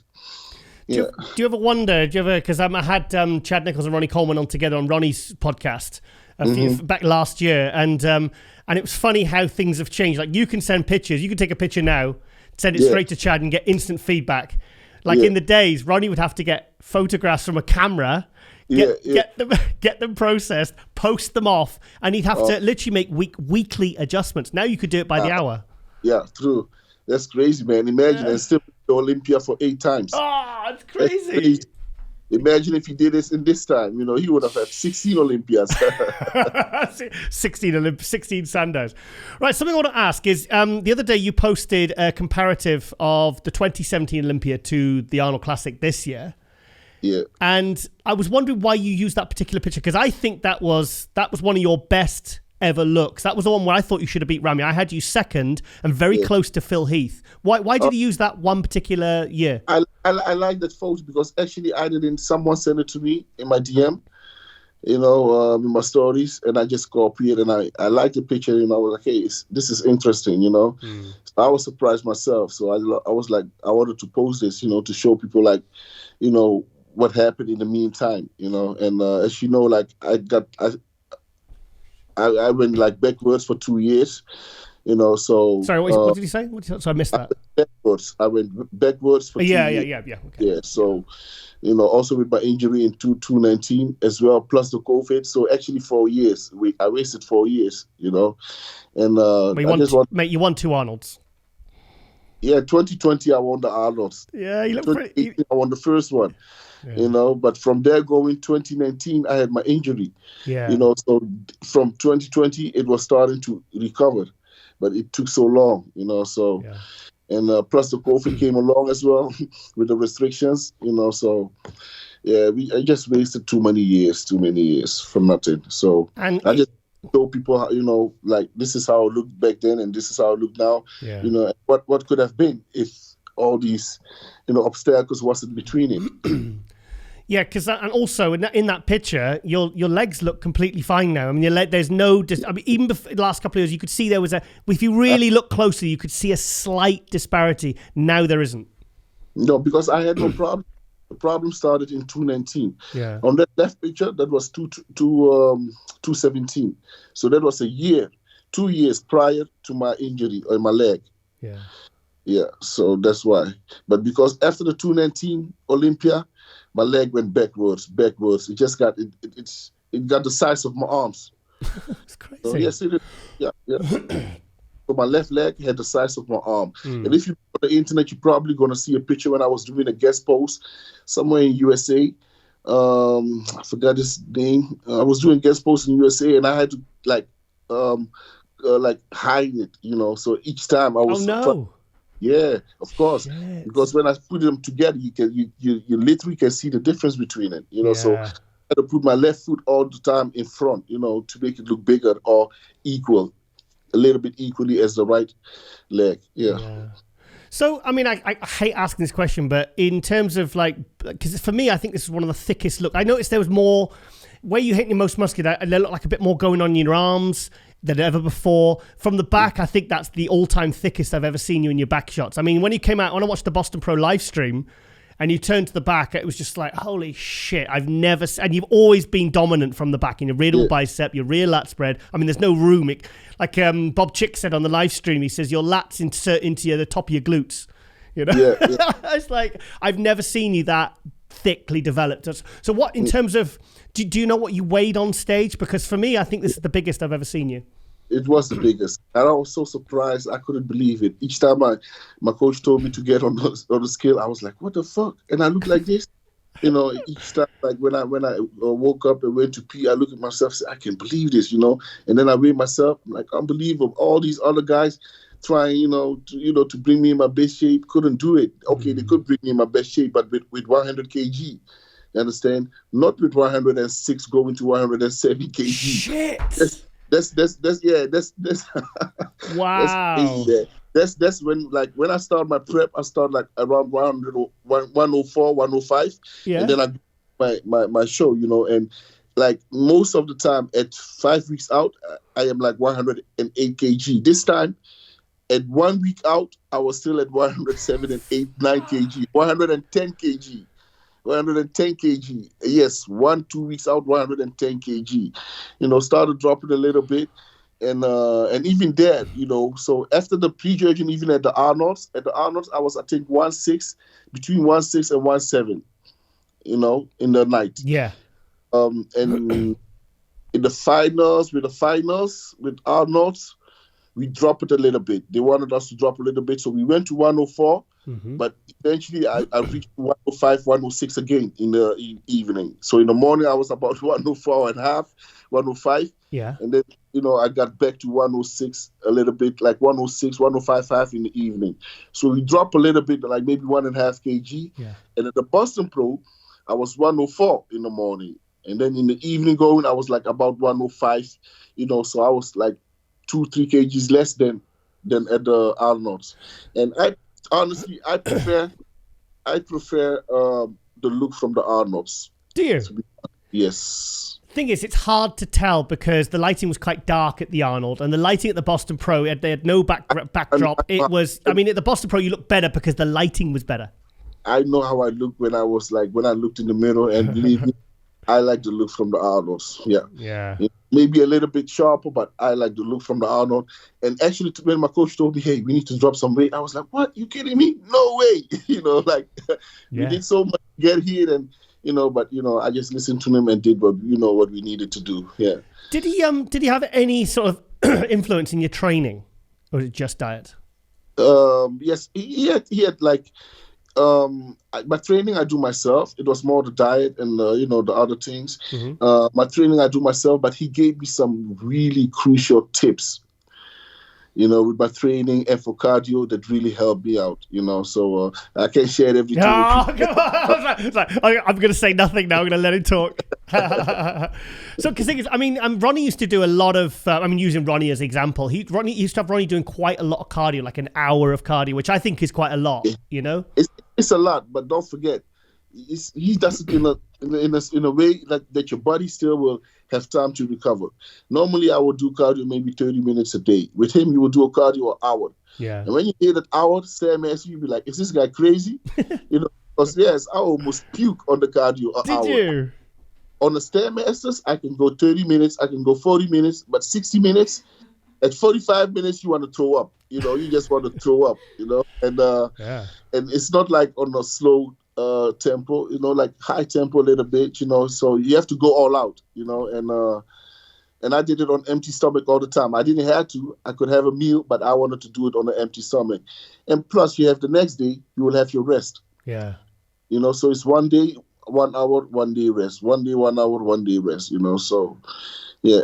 It helped me. Normally, I would do like every day 30 minutes, so, and that's I think that's more toxic for the body because your body will you will get like overworked, Oh shit! Someone's calling you. Yeah. Chad's checking up on you. Okay, guys. Sorry, we just lost William there because I think his mum was trying to ring him. Yeah. Yeah. So, the thing is, what you're saying, Stairmaster, going back to the cardio, but when Ronnie was doing his cardio, he was doing like flat treadmill plodding along. He wasn't kind of going because Stairmaster is quite different to horizontal treadmill. He preferred the Stairmaster, so he was like, he's a maniac. One time Stairmaster, and I have like a treadmill at home. So I do like 1 day the Stairmasters, one day rest, and the other day will be like the treadmill incline, and so on. And the other day I will take a rest, and the other day I will do Stairmasters again. So I will switch it a little bit, and sometimes I will do the Stairmasters maybe twice, 3 times behind each other, and I will do the treadmill maybe 2 times. So I will just switch it a little bit so I can get both sides. My quads, my hams. Yeah. Good. So when did you decide to throw your hat into the ring with Boston? I decided actually after the same day that I lost Arnold. Oh. The same day we went back to the room, no celebration. We went back to the room. We started planning, okay, what are we going to do now? And coach came up with the Boston Pro. He said, his best thing is to qualify now. So we have more time for the Olympia, to really work on on ourselves, on our weaknesses, and on our strength, and bring the best package ever. So I had to go back home because I had nothing with me. I didn't plan anything because I didn't plan to lose at the Arnold. Confident. That's good. Yes. I went good. Home. Plus, my wife had also, she got a new job because she lost a job due to me because I took them with me with the Olympia and the Arnold last year. She was like a day late and she lost her job because yeah, but she got a new job now. Okay. Even a better one. And but I don't want her to lose that, so I had to come back so that I could bring the kids to the daycare, and so we could fix things. You understand? So I came back. Plus, I needed my stuff anyway. I had nothing with me. Everything I had with me was only for the Arnold. So I had to go back. So I was supposed to fly on the Monday. Instead of flying on the Monday, I rebooked my ticket, and flew out on the Sunday. So we flew out on the Sunday instead of the Monday. So I got back home on Monday morning. As soon as I got back, coach told me, cardio, 1 hour, this and this and that. Yes, I didn't sit. I got back, pull off my clothes, refresh myself, got back on my cardio, back on track, my meals. Because when I got back home, my wife had my meals already ready for the whole day. So, I could do my thing. And then later on, I pick the kids up. She come home. She take it over. I go to the gym, work out. And I did that I trained even the last few days, I would train like any other day. Yeah. Yeah, hold back. Yes, I would train like any other day. Yeah. I was going to say the Boston Pro was a smart option, but for what you did at the Arnold Classic and how you looked and how people felt you should have done, it was the only option for you, really. I think you'd have been crazy not to do it.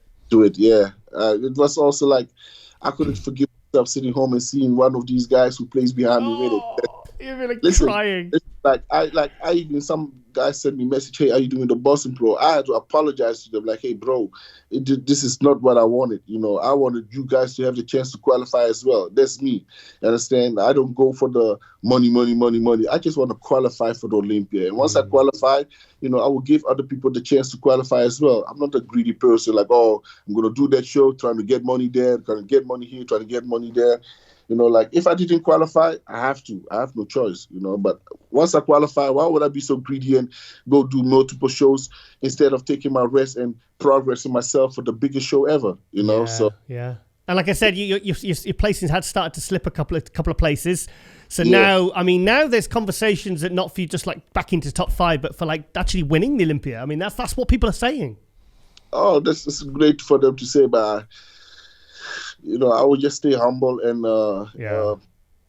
I wish they still, count me out. That's the best thing for me. Let them count me out, like they did before. That's the best thing for me. Yeah, I have no stress. I don't have to worry about anybody. And it was the best thing that happened to me. People throwing me under the bus. Good thing, because they didn't expect it. Same thing we didn't expect Big Ramy. Nobody expected him. True. We were fighting Brandon, Hadi, me. We didn't focus on Ramy. That's true. And what happened? Ramy came there and he won the whole show. Yeah. Because nobody was focusing on him. That's true. That's true. I'll be perfectly honest. You've been around. I think a good pro career, successful, is around about 10 years. Now, you've been competing since 2012. So, and I thought, okay, because I always thought you'd be like a Sean Ray. I thought for 12, 13 years, like Sean Ray was, I thought you'd always be a top 5 guy. I thought you'd never, ever slip out the top 5. And the last couple of years, I honestly did think you were starting to slip back. I thought I did. We all thought it because it was okay, he's been around a few years. He's maybe going to... One thing you guys forget, we are black men, Yeah, we can go for a long time. We like wine, you know. The older we get, the better we get, you know. So, Yeah. and that's something that people forgot, you know. So, I'm not done yet. I'm not even close to it. Yeah. But it's not very often somebody actually they'll do that, and because your career was like 13th, 8th, 5th, 3rd, 2nd. Yeah. You know, it was like it was like if you look on a graph, it was like that, and then it was just starting to just plateau, and then it was just starting to drop off. And very rarely does someone, I mean, like Jay Cutler did it when he won the Olympia back in 2009, because we thought, okay, this is starting to, but you like that's what created such a buzz and excitement. I mean, when I saw it, it was like, holy shit, I did not expect that. And also, I think you're one bodybuilder, also with Brandon, where every single year, people almost don't. Someone said, when is he going to get the respect he deserves? Yeah. And I'll be honest, I don't lose no sleep over that. as long as I get the respect from those that love me, I'm good. Yeah. The most important thing to me, you know, and for the others, I love my fans, I love my supporters, you know, the way they back me up, you know, and if you don't back me up, you hate me, I don't lose no sleep over that, you know. If you don't respect me, I don't lose no sleep over that. Yeah. And as long as those that knows me, you know, that I respect, as long as they respect me back, I'm good, man. My road is richly blessed, you know. So I don't lose no sleep over these people, and I would never lose sleep over them as well. That's cool. Yeah. And I think it's created so much excitement now that you and Chad have done what you've done in 6 weeks, and now you've got 8 months until the Olympia. True. 8 months, man. Oh, it's mind blowing, mate. It's mind blowing. Yeah, I'm excited as well, man. I can't wait. And my coach Chet is also excited, you know, for what's going to come, you know. And I'm just happy that you know, I didn't quit, and that I had Leo at my side, you know, and that he helped me out with, you know, connecting me with Chet, you know, and everything he done for me, you know. So I really appreciate it. When I spoke on another show with Jay Cutler a few months ago about the Boston Pro on the Pro League Hype Show, and he said that the winner at the Boston Pro got a truck. Is that true? Yes, the truck, but the truck is for my mom. Yeah, I gave the truck to my mom because the road there is not quite, you know, that good, you know, and these cars are the best, you know, for such roads. So I gave it to her, and always when she goes to Ghana, she has to, you know, borrow cars from other people. You know, I don't like that, you know. So I wanted to buy a car for her anyway for Ghana, but, you know, circumstances, you know. So now I got an opportunity to even win a car at the show. So, best way. So I will give her the car, or I gave her the car, and I will keep the watch. And oh, because you want a watch? Now, they're really expensive watch, the Boston, wasn't it? Yeah, but they have to. We haven't heard anything about it yet because they have to send us a message and make it. It's custom made, so it will take a while before we get it. Yeah. Nice. I mean, how are you going to get the truck to your mum though? First, we wanted to transport it from USA to Ghana, but it's fully electric car. In Ghana, we are ahead, but you know, the city where my mom lives, we are not that far with electric cars. So, and also with the transportation, it will cost a lot. Not from USA, but more from in Ghana, you know, from these people that, you know, they will always try to make, you know, more than they should have made, you know. So when they see the opportunity, you know, they will try to make more money than we should actually pay. So I told them, like, it's better for us. So maybe it's smarter to get the money and buy the car over there. You know, and even now I'm still discussing with my mom. Probably that's why she called. No, I'm kidding. I was just going to say that. So she's ringing. Where's the keys? Nah, she's always checking up on me. She always checking up on me. Yeah. Nice. So, I was like, let them give the money. I will buy a car because German cars, they are like quality, good cars, you know, and they are a little bit cheaper than the cars here in the Netherlands. So we will buy like a truck. Like a good car, you know, big enough, and then we will send it to Ghana from Germany. Nice. So we buy it in Germany, send it from Germany to Ghana. It's closer as well and quicker.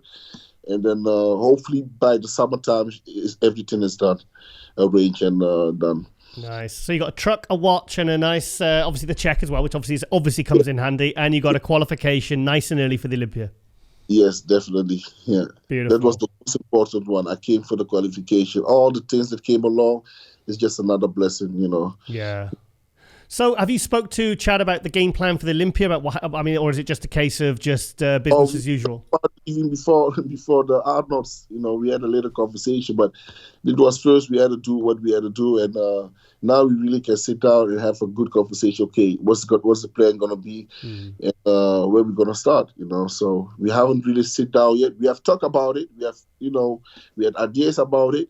But because we had the shows ahead of us, we had to focus on the shows first. So now we have the show done, we qualified, so now we can move forward, to the next plan.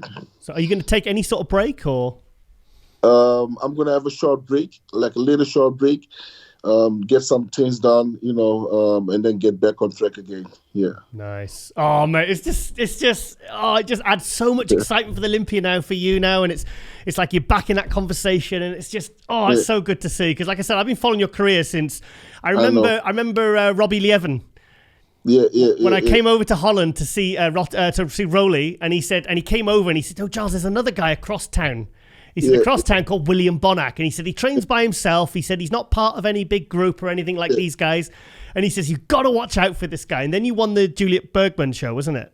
Yes. And it was like, and then next 212 in 2012. And your career's just gone from strength to strength. So it's really exciting to follow this kind of path. It's been a real pleasure as a fan and a media guy. Thank you. For me as well, it was like a roller coaster. I've learned a lot. I've grown, I'm wiser, than before. So you sure? Yeah. I've learned a lot through bodybuilding. Yeah. And that's why I know how to, condemn myself. I know how to, just represent myself, represent, what I stand for, without any negative, effects or any negative, thing about it. So, I've really learned a lot. I've been through a lot, but I learned a lot as well. Made, mistakes that I made, I've learned from it. And hopefully, I can keep learning from all these stuff, and be, the better man as best as I can be. Yeah. Are Cytec happy? Oh, you should ask them. I think they're still happy because I'm still with them. Yeah. Good. I want to ask that anyway. They keep posting my stuff, so they must be happy. Reposting my stuff everywhere, so good. Happy. Yeah. Good. Well, mate, I'm just like I said, I'm so happy for you, mate, and it's just and like I said, it just adds such an element of different excitement for the Olympia now. So. Yeah, so well done, mate. Well, I want to congratulate you. Can I say a little thank you to those people that were help me with my prep and behind me. So I want to say thank you to Bo Johnson. He's the one who made all my tracks for the last year Olympia, Arnold that I missed. He made also the tracks for me for this year, Arnold and Boston Pro. So he had like 2 days to make the Boston Pro. Yeah. Yes, I had like a few days, to get it in my head and do it. So, Bo Johnson, once again, thank you so much. If I didn't mention you in my post, I will mention you now. Thank you for supporting me, for always standing ready for me. Appreciate you. And also want to thank my trading partner, Kendrick, for sticking by my side. He's my ride or die, man. He's always with me, always supporting me. Good, bad times, he's there. So, bro, once again, thank you, love you. I want to thank Leo as well for encouraging me, for helping me out with certain things, for connecting me with my coach Chet. And I want to thank my coach Chet, for picking me up, and accepting me in his team, at such a short notice. And I really appreciate what he did, the time he took in it. He wasn't even allowed to travel, but yet, he traveled for me to come to the Arnolds to help me out. So, brother, thank you so much, Chet. Appreciate you. God bless you. And all those, if I didn't mention you, I'm sorry about that, I appreciate every one of you, and thank you for the support. Yeah. William Bonak, Boston Pro champion, and so congratulations once again. And thank you so much for coming MD Global Muscle. I really appreciate it, mate. I really do. Brother, thank you. All right, I'll speak to you very soon, William, and I'll let you get some breakfast, maybe. Yes, I did. No more fasted. All right, then, mate. I'll speak to you very soon. Bye-bye. Cheers, William. Thank you. Bye. Okay, guys, it is Hot News segment 4, episode 54, season 4, episode 134 of MD Glow Muscle. Right, okay, for our Boston Pro special. Of course, like I said, we are fresh off the Boston Pro. It was 2 days ago. Ron Harris corrected me. It wasn't the day after. It was actually on Saturday. So we are going to go straight into Bodybuilders Without Borders. Going to go straight into some of the coverage and pull up some of the clips. So, got to go to our boy Samson Dude. Apparently you say it Dowda. Dowda. I say it Dowda. I call him Samson Dowda and he never corrects me because I know him. I know him personally. Right, okay. But Samson looked absolutely sensational. 4th place at the Boston Pro. It's incredible because he did the Arnold Classic, took 4th place, flew home on the Tuesday and then flew back on the Thursday to compete. So, and as you can see there, the transatlantic flight did not affect his conditioning at all because he looks absolutely incredible here. Ron Harris said he looked pretty much the same as he did at the Arnold Classic. So, I mean, even to maintain that with all those flights, that's pretty impressive. But, yeah, so much added size in the legs. In fact, I see the added size he's put on since we saw him in Romania last year. I see it mostly in these pictures, to be honest. Yeah, huge amounts of muscle he's put on his legs. The arms are bigger. Phil Heath and Dexter Jackson were doing the live stream commentary with Bob Chick and Isabel Terrell, and they commented that Phil Heath said that he wished Samson had slightly bigger shoulders, bigger delts. And I definitely think, and so does Ron Harris, thinks he's a little bit more back. But the thing is, I believe Samson is now shutting it down until the Olympia because he is qualified for the Olympia by winning the Prague. Yes, Prague. Yeah, he won the Prague show, the EVL, which has qualified him for this December's 2022 Olympia. So let's look at some more pictures. Yes, that frontal bicep. Looks great. I just think a little bit more back here. Along here, I just think it would really... Then you're really talking like Flex Wheeler, Sean Roden type aesthetics. I mean, he's got the aesthetics, but I think just a little bit more pop there, wouldn't it? Wouldn't it look great? And it would make his waist look even smaller. That's actually not a great angle. That's not actually a great angle that photo's taken at. I've seen better ones of that than he's doing his frontal bicep, because his frontal bicep is sensational. So, sorry, you were saying? I also want to see a little more shoulder. A bit more shoulders. Yeah, well, he's still a work in progress. I mean, Samson is really starting to hit stride now. Sorry, looks amazing. Yeah, he does look amazing. He hit that shot next to Brandon Curry in the pose down at the Arnold Classic last week, and he compared very well. So there's 2019. I'm not actually keen on these pictures. I think they're not high resolution images. They're not phone shots, are they? These are actually camera shots. But he doesn't look as good as I've seen in some photographers' pictures. But the legs. He's really put a lot of size on his legs. Yeah, I could see a bit more muscle here. Would just set the picture off nicely, wouldn't it? It would just really add to his aesthetics. But the thing is, now he's got, 7-8 months now for the Olympia. I mean, if he could I'm not saying he has to put 10 pound on. It's not all about body weight. But if he could we know he's going to be improved because of what he's done in the last few months with Milos. And, he's so hungry for this.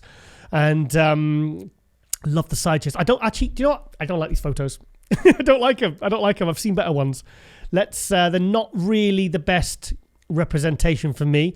Let's have a look at the winner, William Bonak. My God, I saw this on the live stream and I just thought he looked absolutely phenomenal. Look at that. It's funny because in photos, he doesn't look as impressive as he does when you see him on video. When you see him on video, his shoulders and arms looks absolutely mind-blowing now. It's so thick, and that's not even his best angle. It's the rear shots that he looks absolutely phenomenal in.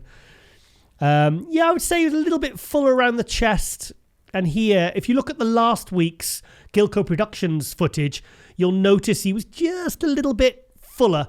I mean, the thing is, like Samson, he went home to Holland and then back. So, I mean, look at that. Jesus.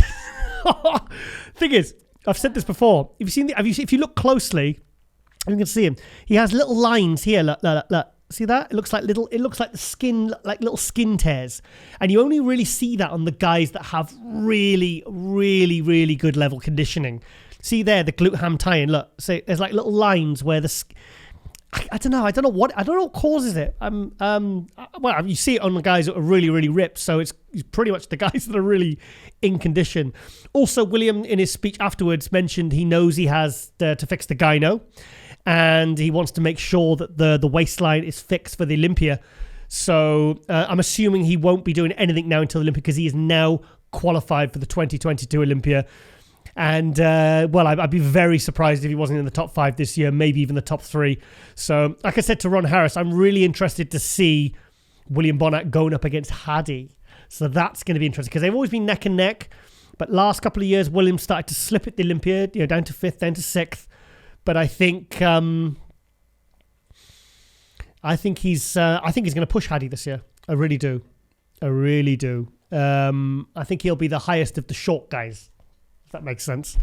The X212s, and it'd be interesting to see if Flex Lewis throws his hat into the ring because I really want to see him next to William and Hadi, because like I said to Ron Harris, it's the X212 guys. It's the guys who leveled up, went into the open and put on 10, 15, 20 pound of muscle, and this is the result. But look at the conditioning. I mean, whatever he's been doing with Chad Nichols is absolutely worked. And he did this in 6 weeks from starting working with Chad to the pictures, to this video you've seen now. But, it was just an absolute runaway victory. It wasn't even close. Let's go to Justin Rodriguez.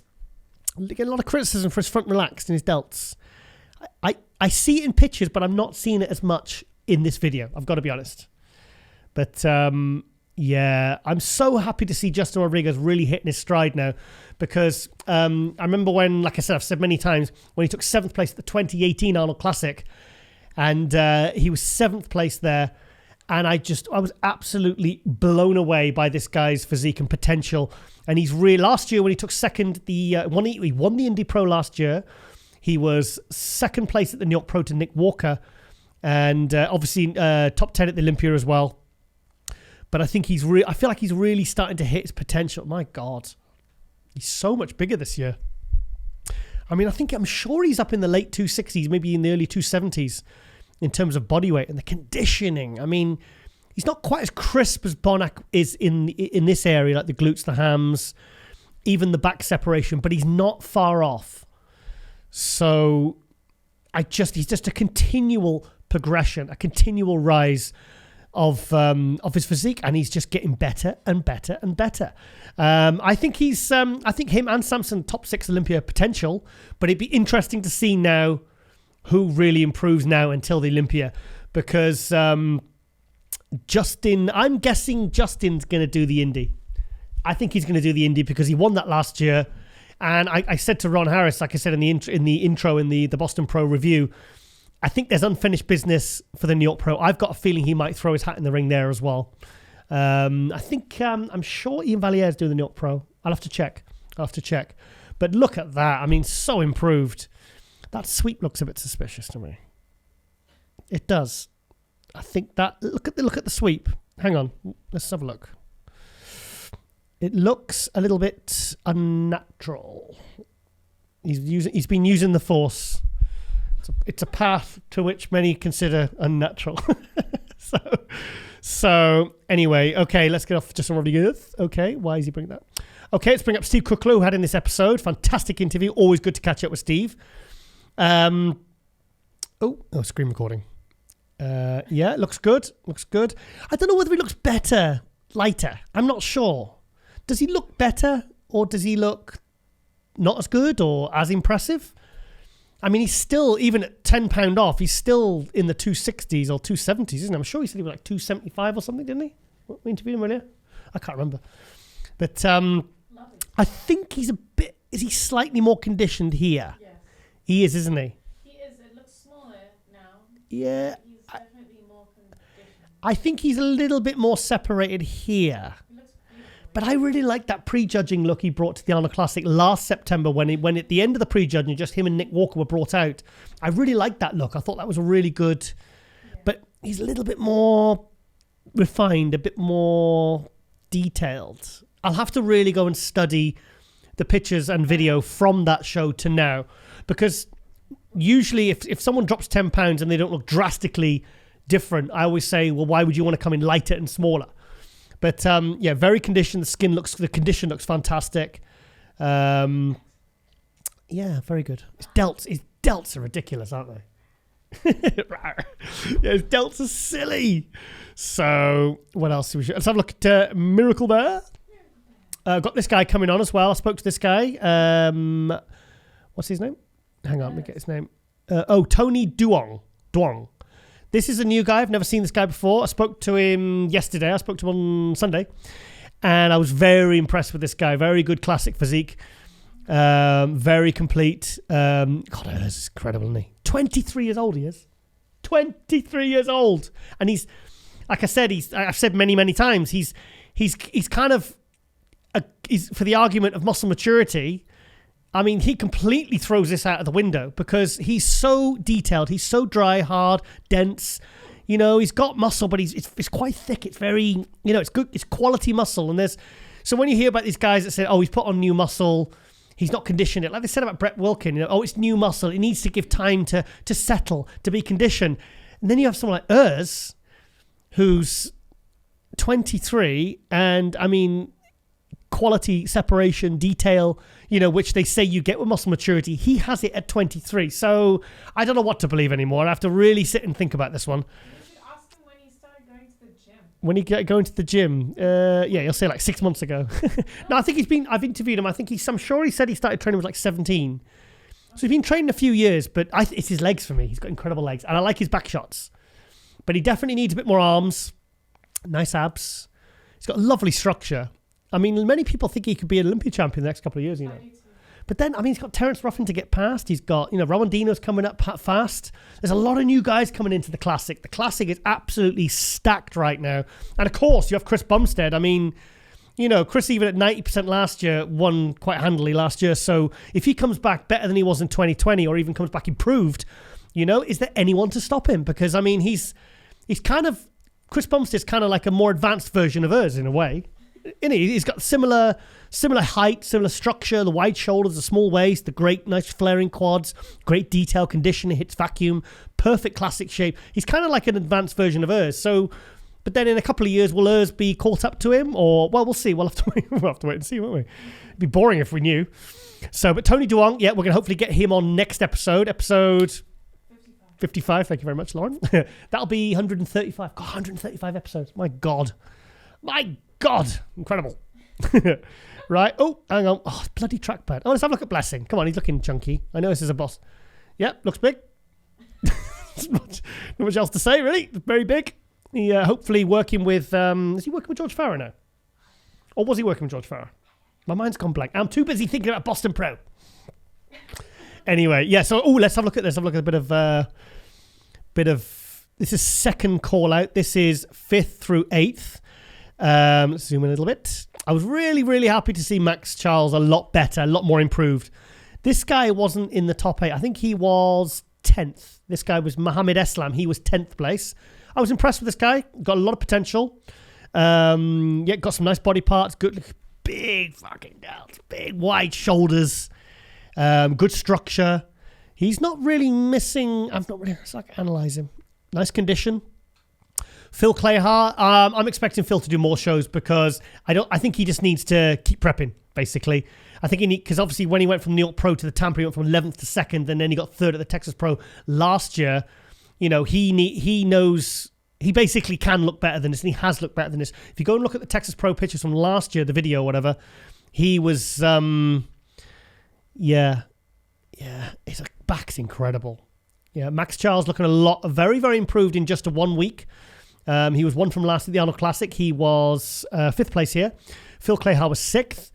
And Regan Grimes was 7th, I believe. 7th or 8th. What was he, 7th or 8th? But, I mean, Regan from the back is super complete.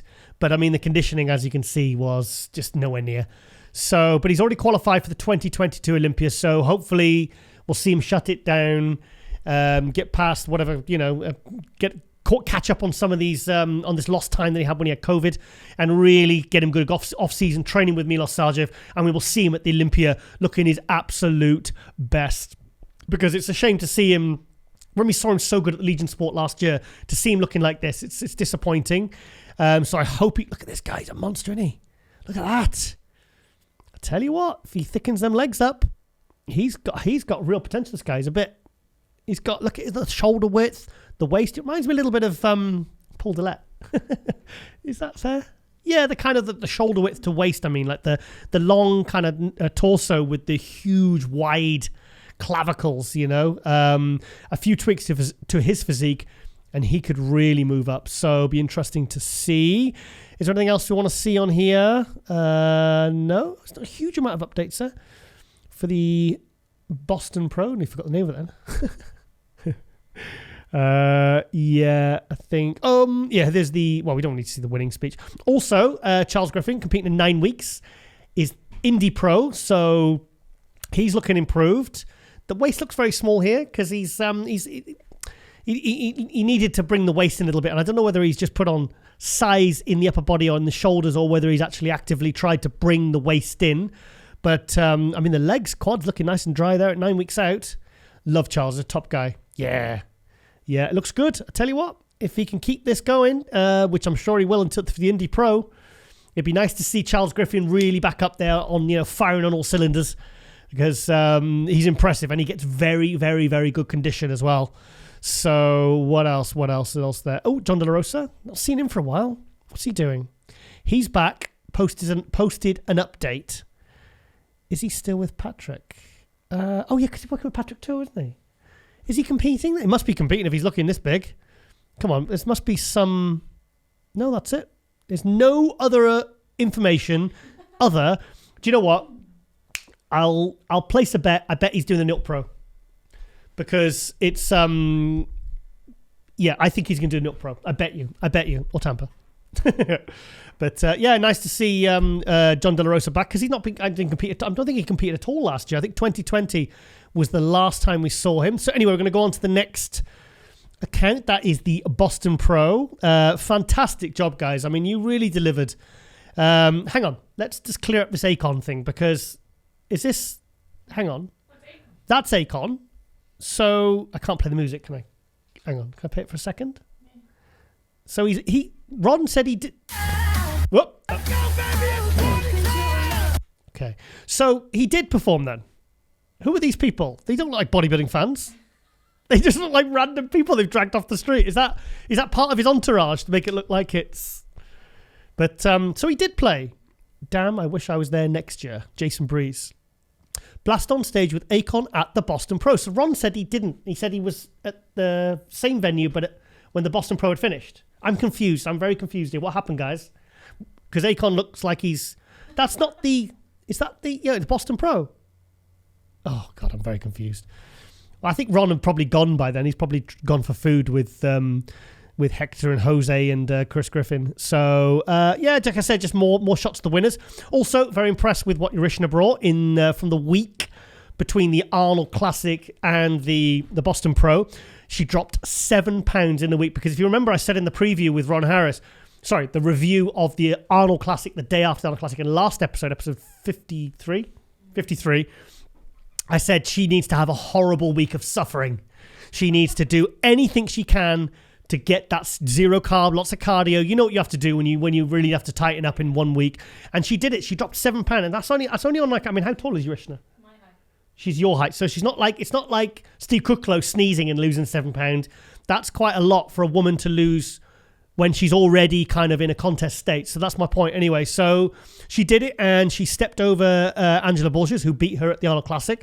So she's qualified now for the 2022 Olympia. Hang on. We'll go back to Lola. Yeah, she looked fantastic. I'm really impressed. Oh, hang on.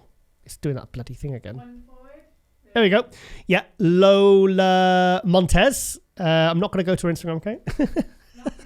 I'm not going to fit Lola Montes because we'll probably get taken off air.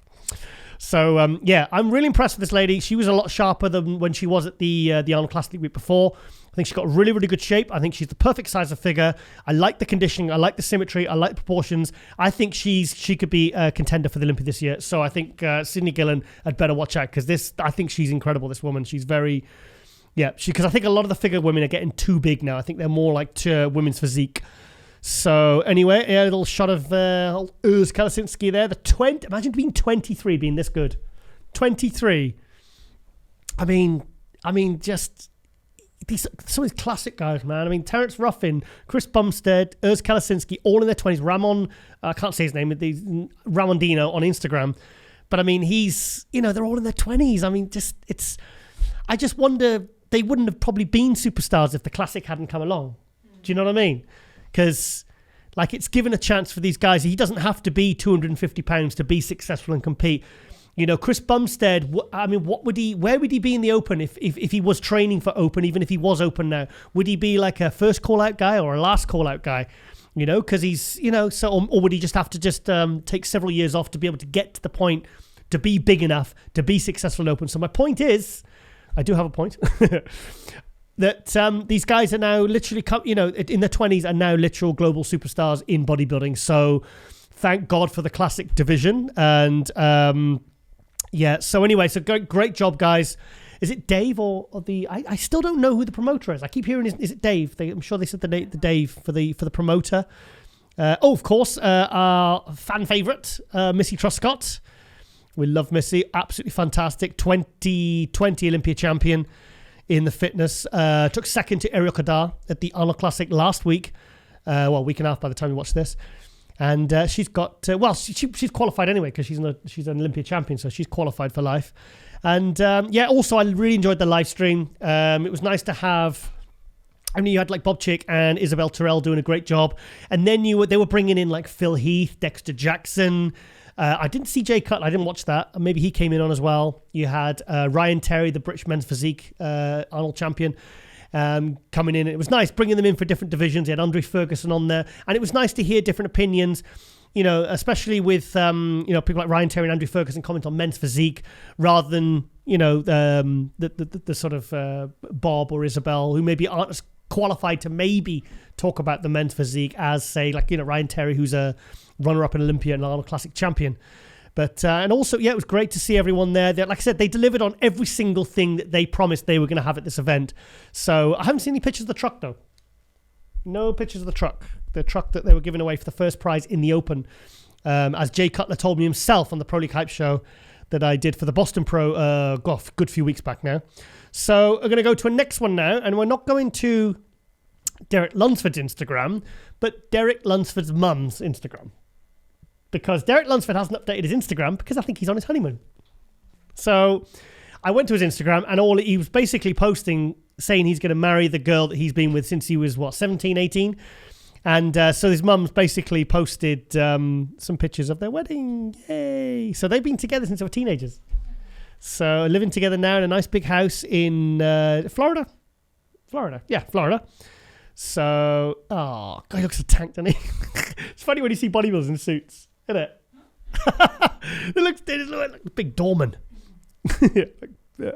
So, yeah, fantastic. So they've been together like 10 years or something, longer. So, it looks lovely. Yep, so congratulations there to... Oh, she looks lovely.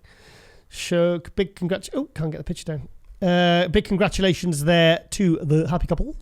So, yeah, the current 212 Olympia champion Derek Lunsford will be back to defend his title in December. So, it's good to see. It's good to see he's happy, and he's everything seems to be happening for him now, and he's been working hard since 2017. I remember when he did his first pro show at the 2017 Tampa, and he won it, and then he got 5th at Olympia, won Rookie of the Year, and has just been, working very, very hard ever since. Right, okay, so big congratulations to you, Derek, and his lovely lady. So we're going to go to William Bonak, the champ. So let's just have a look at a couple of pictures. He hasn't really posted much here yet. Look at that. That's a good shot. His legs. I tell you what, the legs are back because he had a leg injury in 2019. And I can't see any disparity in size there. So, fantastic. Congratulations there to William Bonak. So good. It'd be interesting to see how he does at the Olympia now, but it's... Let's have a look. Oh, shit, it's doing that bloody thing again.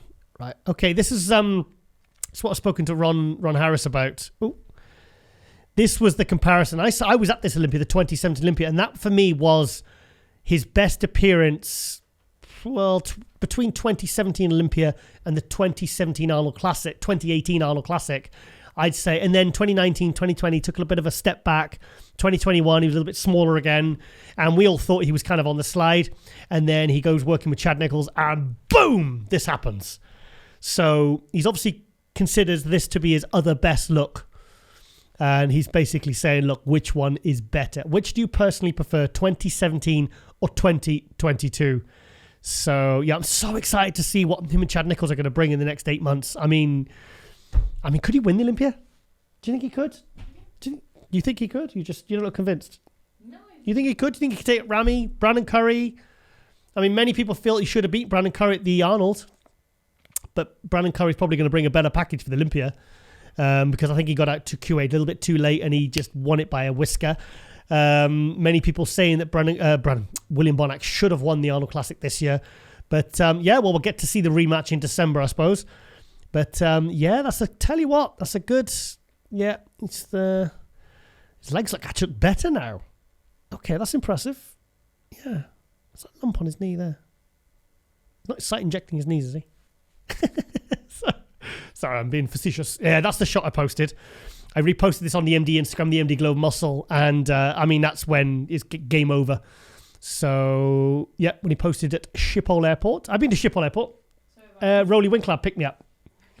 Rolly Winkler, I'll tell you a funny story, because I went over, it was an assignment for MD, and I went over, and Sybil at the time, because he was training with Grandma, Sybil Peters, at the, it was 2011 it was, and Rolly picked me up from the airport, and he's funny because he said, can I have a photo with you? I was like, oh, okay. Because I had a photographer there with him, a guy called, what was his name? Peter? Oh, I forget now. But anyway, so when I walked out through the airport into the car park, and as I walked into the multi-story car park, I got this really strong smell of weed. And it just hit me like a ton of bricks. I went, whoa! And I looked at Rolly, and he just smiled, and he says, welcome to Amsterdam. I was like, he's like, it's the fresh air of Amsterdam for you. Smell of weed, smell of marijuana. Mary Jane. Anyway, right, I'm going to go to Steve Kuclo, who we had on this episode. Not much on there. I suppose he hasn't had a chance to update yet. This is the shot I posted. Yeah, he's reposted it. Yeah, that was a good shot. The side tricep. Anyway, let's get off that. Let's have a look at how he looked at the Arnold Classic. Yeah, I think he was a touch sharper at the Boston, actually. I think he was, wasn't he? Yeah, was it the lighting? He looks really good, doesn't he? Really good. Yeah, I suppose the waist maybe comes a little bit more. It comes in a little bit more with him being a little bit lighter, but I still prefer that. I'm gonna have to go and compare the Arnold Classic from last September to the photos of this one. But great conditioning for a guy this big. You know, it doesn't just look conditioned, but the muscle looks hard. You know. This is how I'd like to see Akeem Williams look later this year.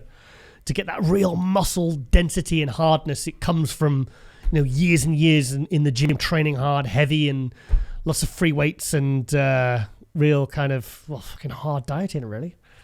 So then nothing much on there, right? Okay, I'm gonna go to the Olympia because I want to show you this absolutely incredible photo that it's just not very often you see photos like this, but look at that. And also, how cool does Brandon Curry look? And Brandy's dressed him. Well, no. When I say dressed him, she styled him. There you go. What are you laughing at? You got a hand over your mouth, dear. Yes. So yeah, Brandon. He looks cool, doesn't he? I tell you what. I think he's copying my shoes there. Look. Brandon's copying my style of shoes. Sorry, I won't show you my tiger socks or my. Batman cufflinks. Please excuse the cat hair. I didn't realise it was on there. Hang on. Anyway, back to the photo. So, yeah, great to see. So we got there, Brandon Curry, 2019 Mr. Olympia. Steve Weinberger, the head judge, one of the best judges in the world.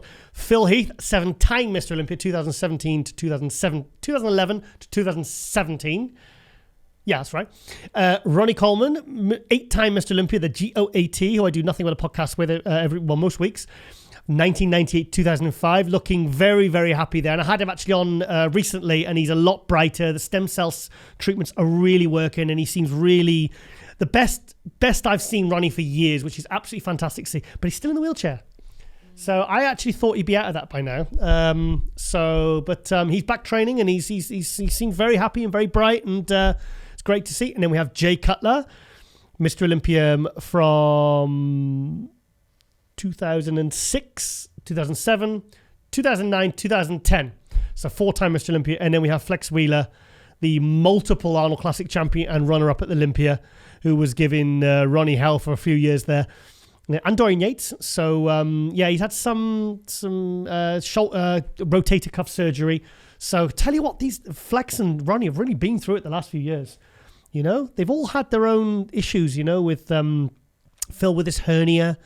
Great. It was just good to see Flex Wheeler even there because of, he's been in hospital recently and, you know, obviously had the problems with, he lost his leg, half of his leg.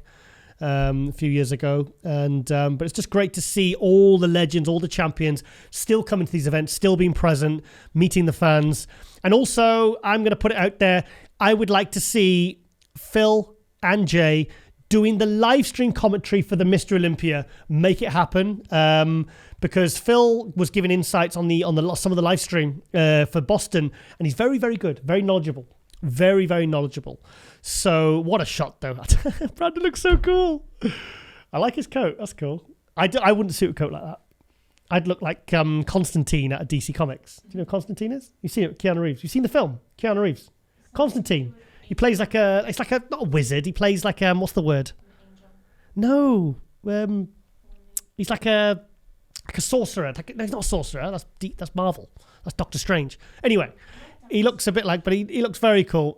Great to see as well. Great to see. And Phil apparently moved to Florida. I didn't know this. Moved from Denver, Colorado to Florida. Why didn't I know this? Right, okay, then I'm going to go to our very, very last hot news update is Peter Clancy, because he is doing the Indy Pro. And I haven't seen this guy compete for several years.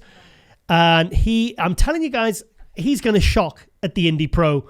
He is impressive. I mean, look at that. That's him. How many weeks out is he there?